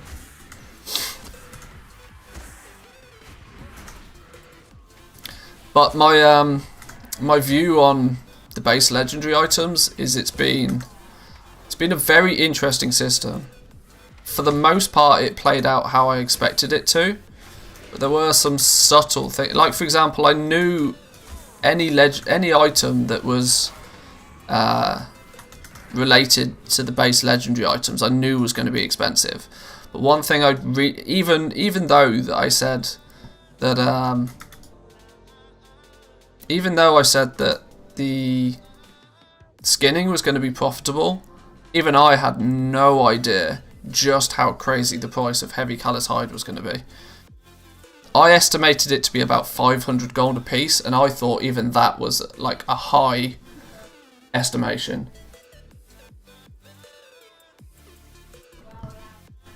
I might actually watch my I know this will be some sort of a Manthieus inception, but I might watch back my first tier list video that I did in the beta and see just kind of where I got things right and where I got things wrong.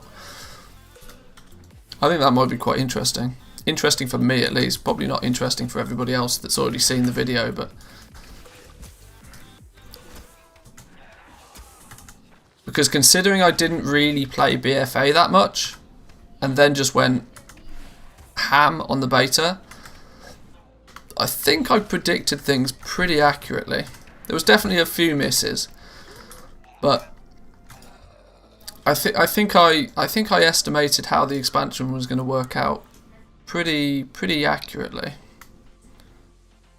Use the Sorcerer's Blaze. Where the disguise? Where's this? Here we go. Put the disguise on. That's better. Can do a reaction video.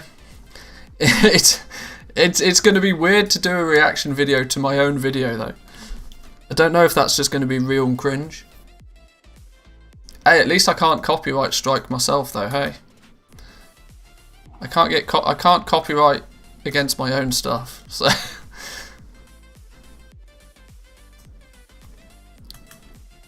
oh, hang on, what's going on here? Too many eyes. Let me through.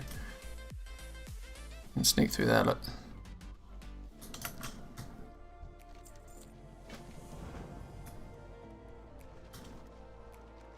Hang on, now what? Talk to somebody and then kill clusters of things. Okay, let's go talk to somebody first.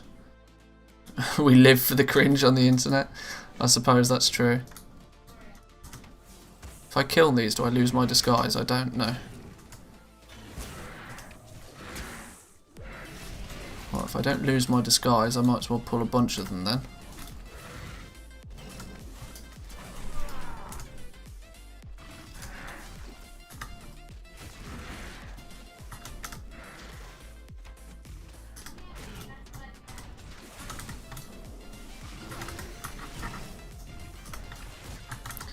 Do a 5-minute video comparing it with what actually happened and just call it a day. Well, that's true. I don't necessarily need to react to the whole thing. Is this Oculus Eye going to call me out? Probably. Not if I kill it.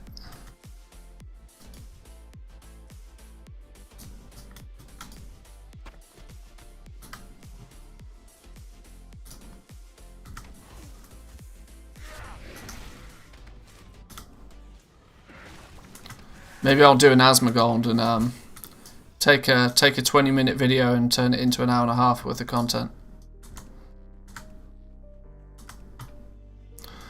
Or I could do an Asmongold and just take a month off streaming for no apparent reason whatsoever.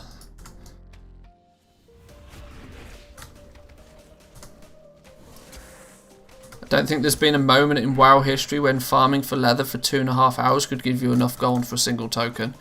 Yeah, when you categorize it like that, all of a sudden you realise just how ridiculously crazy the price of leather is. I mean, there's literally no reason why that should be a thing.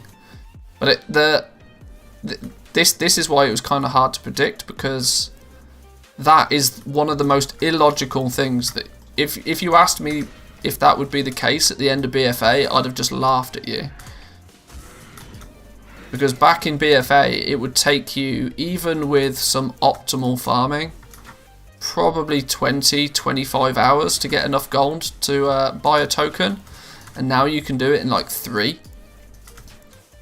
But it's all based on demand, and this is why this week we will see a huge shift in the price of leather.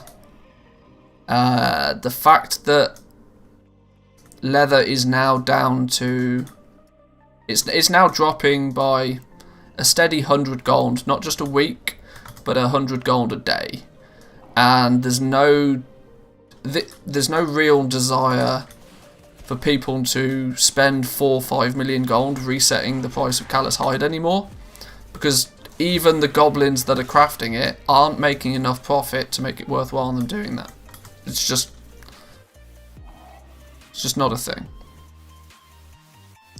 Collect 9 powders? What are these powders then? Oh, these things.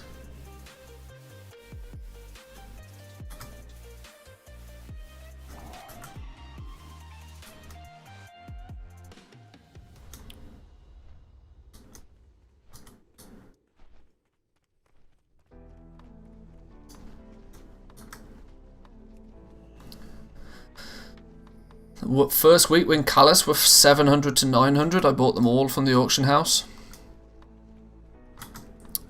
This is one of those things that even then, like when you look at that now, that sounds like a crazy gold making opportunity.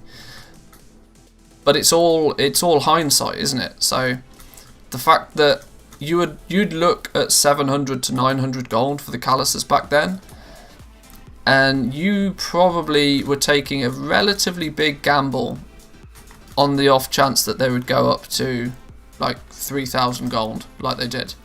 That was a real gamble. Even with all of the foresight into how things were going to play out, it was still a gamble, arguably.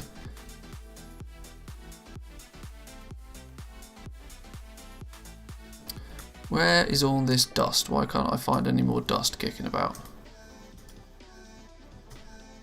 Shifting which way? Up or down? Just dropped another 500k. They looked so cheap. Down.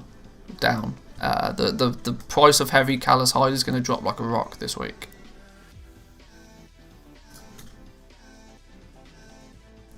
Simply because we've had the tipping point where I need to look at the regional prices to confirm this specifically, because it could be localized just to my realm right now.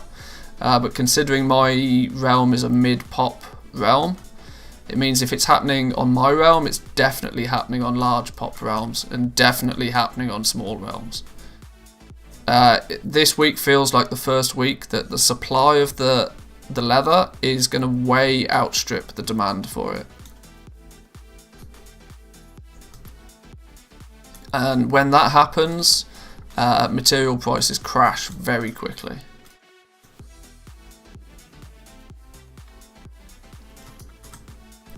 It was a huge gamble, spent 2.1 million doing that, and the thought that I could get back 1.5, 1.8 if things went wrong. It's not really a huge loss, but then ended up making 2.5 million gold in 4 days. Yeah, this was it. Like, buying and flipping materials when they were super cheap at the beginning of the expansion was great, but it was always only ever going to be a one-time adventure. You could only make that profit once. Whereas the real trick with heavy Callous Hide is to buy it out and reset the price and then sell it all again the very next day, and then to be able to do that every week. I imagine if you look at because I didn't do much flipping of materials this expansion, mainly because there was a large period of time where on my realm I just physically couldn't get enough. So the thought to buy it then to only sell it was pointless. I needed to buy as much as I could to actually use it. Which is why I didn't do much material flipping.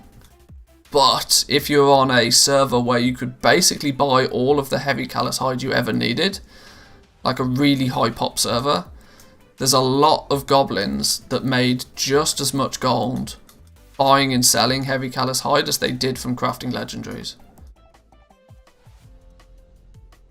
Almost for sure.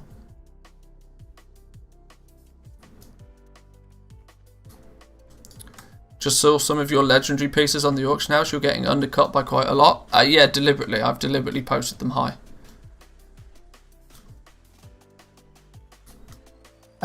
Most of the legendaries I have on the auction house right now, I've got no intention of selling. They're there to act as a fallback price if the market resets. I really cannot find any more of these dusts. I need 2 more pieces of dust and I can't find anywhere. This is really starting to annoy me.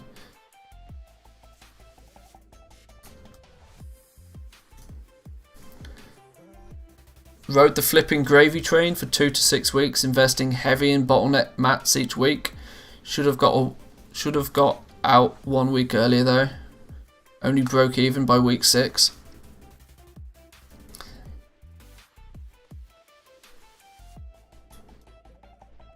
Is there some down here maybe?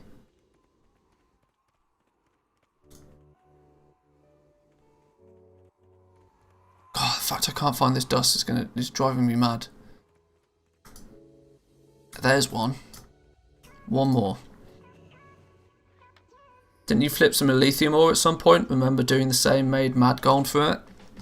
I mean, I did a little bit occasionally here or there where supply was available. But there was probably a 3-week period where it was just really tough to get enough materials in the first place to even craft the items that I needed. Never mind to have enough spare to buy and then sell to other people. Like on my realm, demand was heavily outstripping supply for a long period of time. Which is exactly when I should have just turned my focus to going and doing some farming, but I'm so against farming, I just didn't.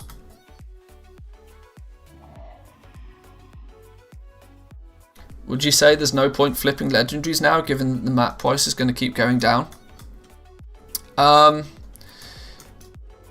It's tough. Leatherworking is not the market I would be flipping in right now, because leatherworking legendary pieces are still super inflated.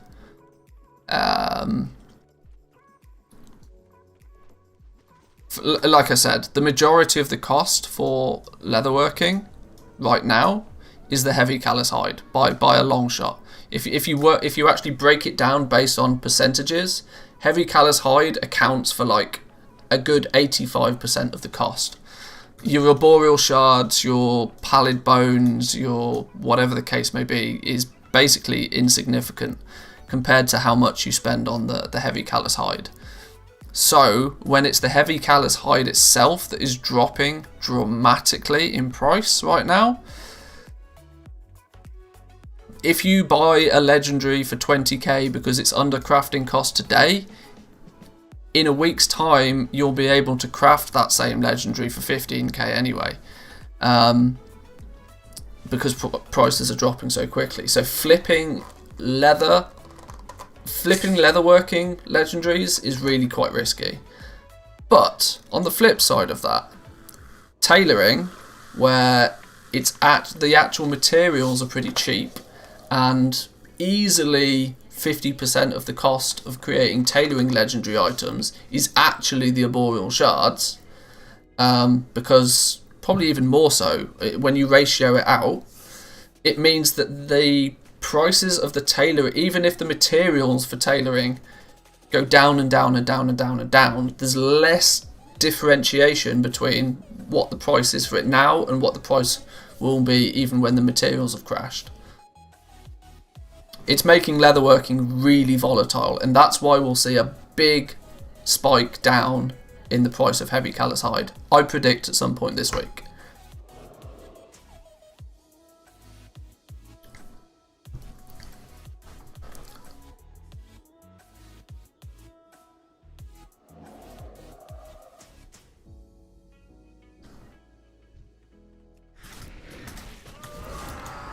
Because soon as supply for heavy callous hide outstrips the demand, there's no way it will be selling for 1500 gold a piece. It will be less than 1000 gold a piece by tomorrow afternoon, I reckon. Because there's like the amount of people, there's more and more people every day farming heavy callous hide, because every single gold guide is telling you to go skinning. So the supply is ridiculously high for callous hide right now, and the amount of people that are buying it, less and less every day.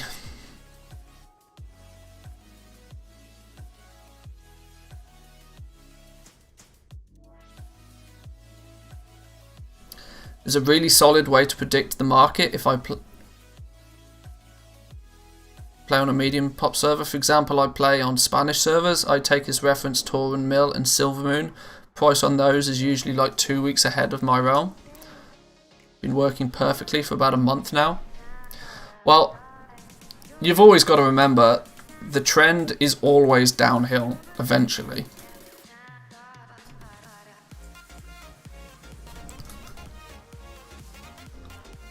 But we're not one of the biggest factors in how the economies play out on different servers is supply and demand. Where sometimes realms like Silvermoon that yes are stupidly big, so many people, but that equally means there's a lot of supply, but there's also a lot of demand. So the supply and demand thing can actually just be as balanced on a super high pop realm as it could be on the lowest of lower realms. Ooh, an epic. Cheeky. 190. Yoink. Equip that bad boy. Didn't know that was coming.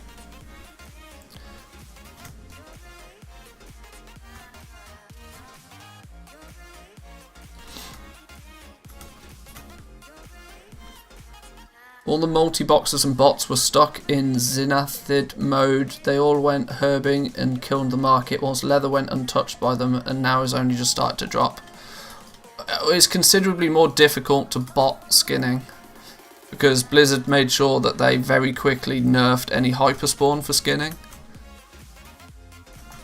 And that's where some of these rumours for nerfs came into play last week. Because Blizzard didn't nerf skinning as a whole. They didn't nerf the across the board the drop rate of heavy callous hide. They just nerfed the like hyperspawn spots, which were primarily then focused on by bots.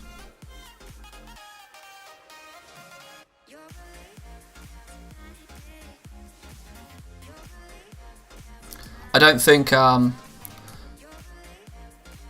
the change to the rules for multi-boxes definitely had some effect on this expansion, but I don't think it had as much of an effect as people really sort of assumed it might do.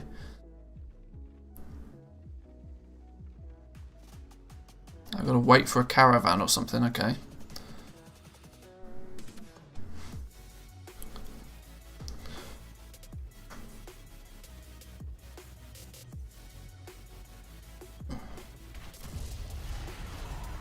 Oh, hello. It exploded. See how next content patch goes. If we get new legendaries, e.g. rank 5, and need to level up to rank 4 for crafting, prices will spike again. By that point, it will be so inconsequential compared to what the prices are now, though. Like, honestly, like, yes, it may be... Yes, it's 1500 gold for a piece of heavy callous hide today. Trust me when I tell you it will be like 500 gold a piece in a week or two's time. Like, it's so heavily inflated because of its initial rarity right now.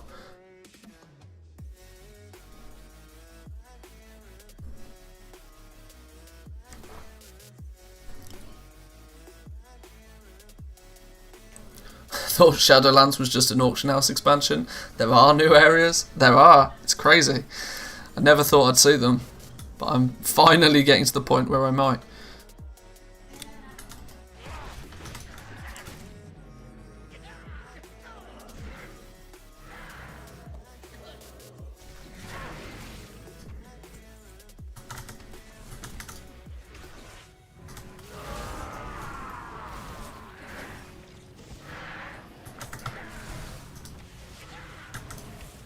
Just going to kill everything in one go. That's one way to do it.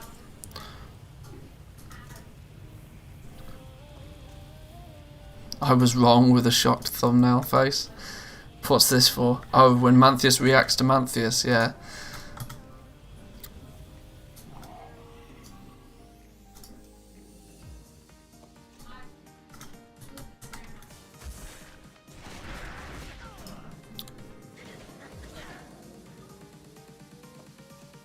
Why do I not find what it is I need to find in these?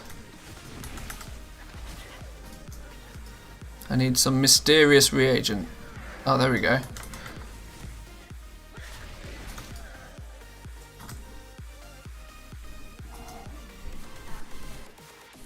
Pretty sure next content patch we won't get only 1 rank. Guess there will be at least 3 new ranks with the amount of leather that's needed for current rank.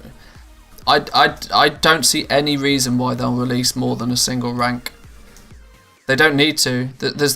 They don't need to build a new progression system on top. I'd be very surprised if they release more than a single new rank for legendaries. Maybe 2, but they definitely won't be doing like another 4 on top again. I mean, I'd be happy if they did, and I'd be super happy if it worked out to be the same as what it has been now, because it'll just mean I'll get to repeat the whole process again. I'll go from being a multi-millionaire to a multi-millionaire. I'd be happy if they did it, but I don't think they will. I very much feel that the legendary system is going to be heavily front-loaded. Heavily front-loaded. So that you'll get, in the first patch, you'll maybe get your first 4 ranks, but then it will be only 1 more rank each time. With a 15 to 20 item levels, possibly.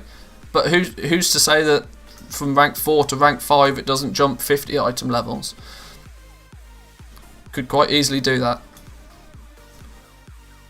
We are very aware that Blizzard loves to cannibalize its own hard work every time they release a patch. And with that mindset, you've got to remember that whatever we've done up until this point, if you've grinded out your rank 4 legendary, patch 9.1 will turn up and your rank 4 legendary won't mean anything anymore. And the easiest way for them to cannibalize their own system is either to give you 4 new ranks, which I don't think they'll do. They'll just make 1 new rank and make the item level of it really high. And make it require like 8,000 soul ash or something. Or it'll be completely lit. Maybe the rune carver won't have anything to even do with it anymore. Who knows? I'm always skeptical about Blizzard because I know how they love to cannibalize their own systems every patch. I don't know why they do it, but they do.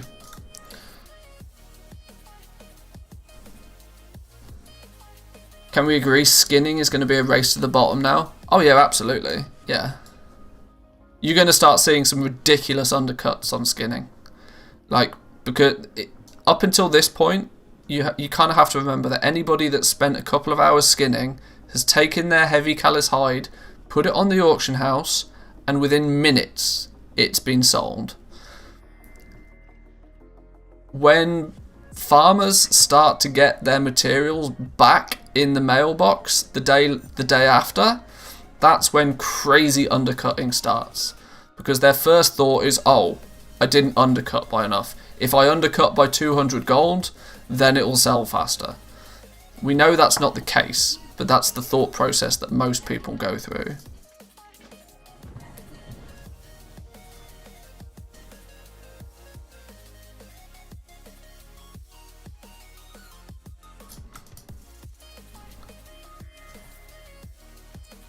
I'm almost certain that this week we'll see a huge drop in price of heavy callous hide.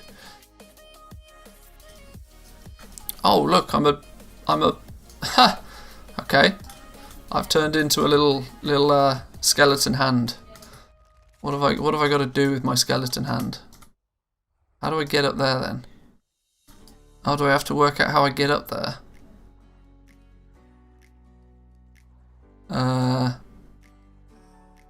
Is this some jumping game?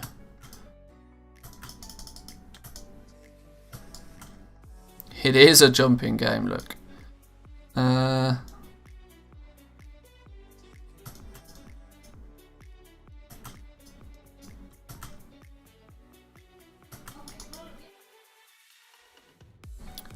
We go across this way. And then we go up here. And then we can hit the lever, right? Boom!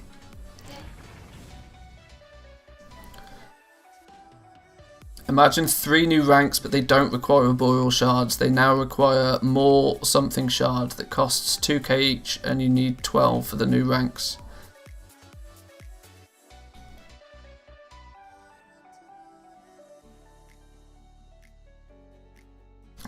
I just wish they'd stop jumping so much with item levels. 158 to 171 to 184 to 200 to 213 to 226. That's 11 item levels per progression when 5 would have been just fine. But we also didn't need 1, 2, 3, 4, 5 item jumps. What's wrong with getting like just one new set of gear, you know? But this is like how I said that a lot of the time I think you'll find that gearing in that regard will be very front loaded in the expansion. Like, because when you start an expansion, you have leveling gear, you have normal dungeon gear, then you have heroic dungeon gear, then you have mythic dungeon gear, then you have raid gear, then you have heroic raid gear, then you have mythic raid gear. That's not necessarily a pattern that repeats itself every patch. You get many different opportunities to re-gear at the start of an expansion, but after that you go from like having 6 or 7 different re-gearing options to then when they release a new patch, it is quite literally just that. It's a new patch. You might get the new raid, which will bring with it 3 new levels of gear, kind of thing. Maybe 4 because you build in some new world quests or something.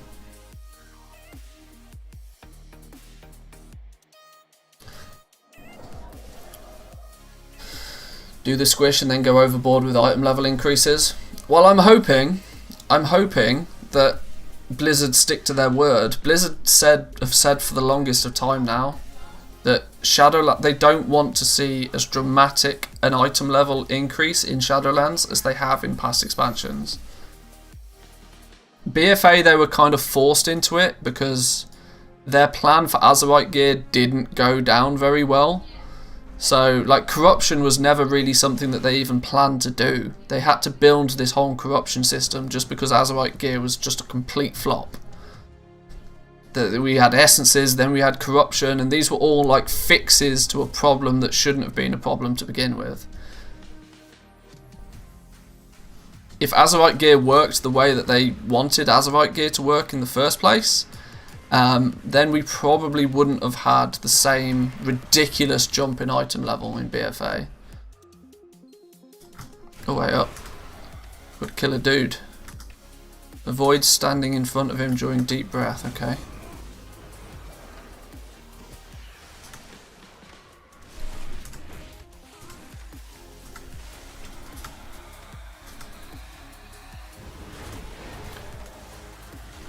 Short question for BFA since I haven't played it. Was the normal NHC gear for the second raid a higher item level than the mythic gear of the first raid? Yes, I believe it was. It basically meant that even if you were mythic geared from the past patch, mythic gearing would allow you to skip like normal raid gear. Heroic raid gear was better than mythic gear from the patch previous. Oh, another epic. 2 level. Oh, now we're cooking. We also now probably have 4-piece set bonus. We need 5-piece set bonus.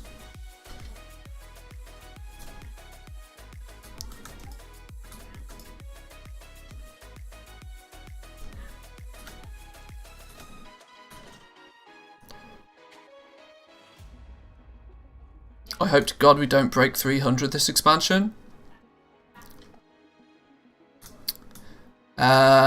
It would be nice to not do, but Blizzard are going to have to... This is the problem that Blizzard come into every single expansion, and they never seem to have been able to fix this, is the issue that if they try and limit the player power increase with every new patch, the issue comes with that is that they need to sell the benefits of doing the new content, which is really weird. That there has to be at least some significant power gain to be had by playing the new patch, and if there's not, then it's bad for marketing. You aware you can spend anima to upgrade those set pieces too? Yes, I am. I'm just not super keen to spend anima on upgrading gear. I'd rather use my anima to upgrade my sanctum, get my sanctum up and running first, because I don't necessarily tend to chase gear. But yeah, I've got a few pieces of that gear, because the upgrade dude's over here, isn't he? What's he saying nowadays? I can probably actually upgrade it quite far if I wanted to. Is it this dude? No. Where's the dude that lets me upgrade the gear?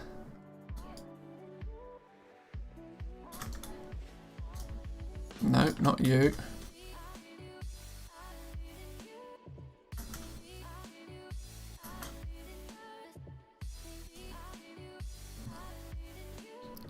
Here we go, Covenant armor upgrades.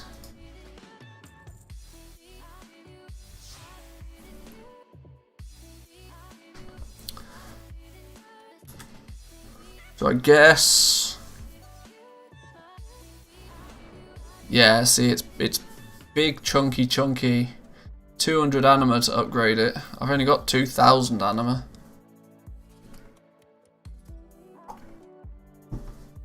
Or should I just say bollocks to it and do it anyway?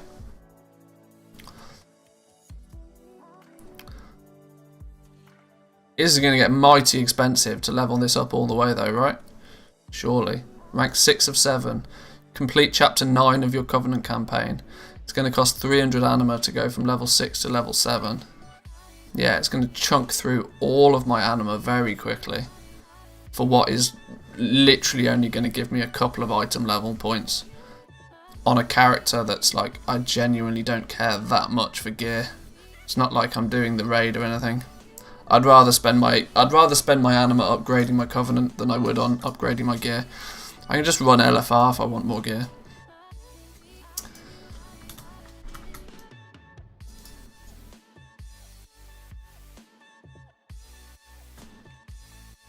Trading favours, Theatre of Pain. Where do we hand that one back in? Let's head over to Oribos then. Let's hand that quest in. Then we're going to be almost revered with the Ascended. Finally, not exalted, mind, but revered at least.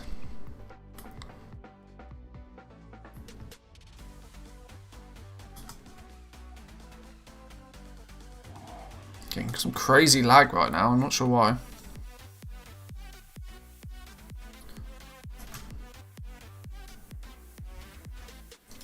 But with everything said, one thing I am very happy to see Blizzard really get a handle on is that getting a gear upgrade, regardless of whether it be 5 item levels or 15 item levels, it kind of feels good again.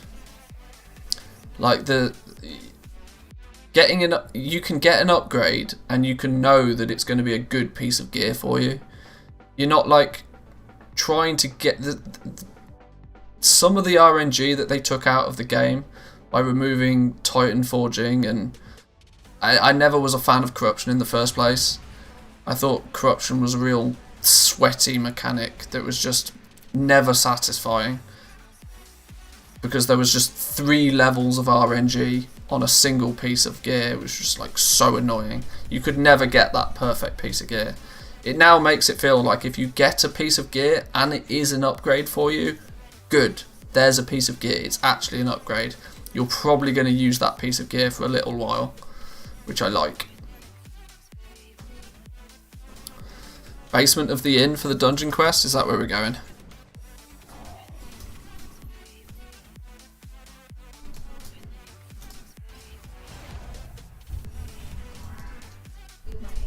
So we can go this way. It's a dog. Hi, dog. Nope, that's the... What's this dude telling us to do this week? Arena? Pfft, not doing arena. That's ridiculous. Arena requires me to have skill. Oh, I got 2 dogs. No, back down to 1.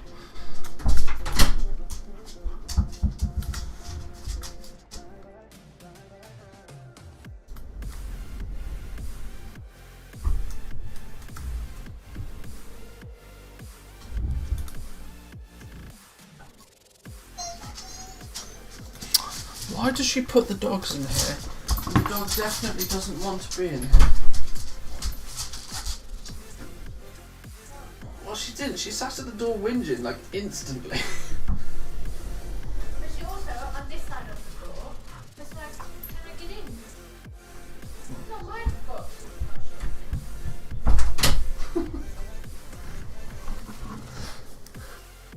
Oh, outrageous. Outrageous. Hey, there's another quest here. What's this one? Is it only 1 dungeon quest a week? I had 2 at one point. Oh, there is 2. I need to do the other side as well. Requires a champion's coin. What? Okay. Oh, sure.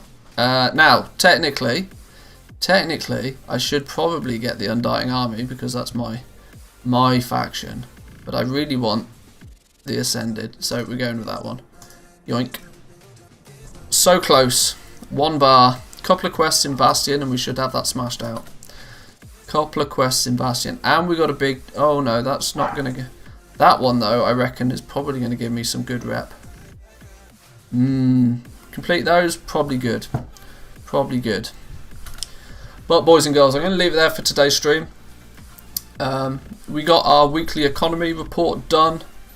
We had some good discussions. We got to actually play the game for a little while, which was enjoyable for me. I've been seriously missing actually playing the game, so this is kind of refreshing to me.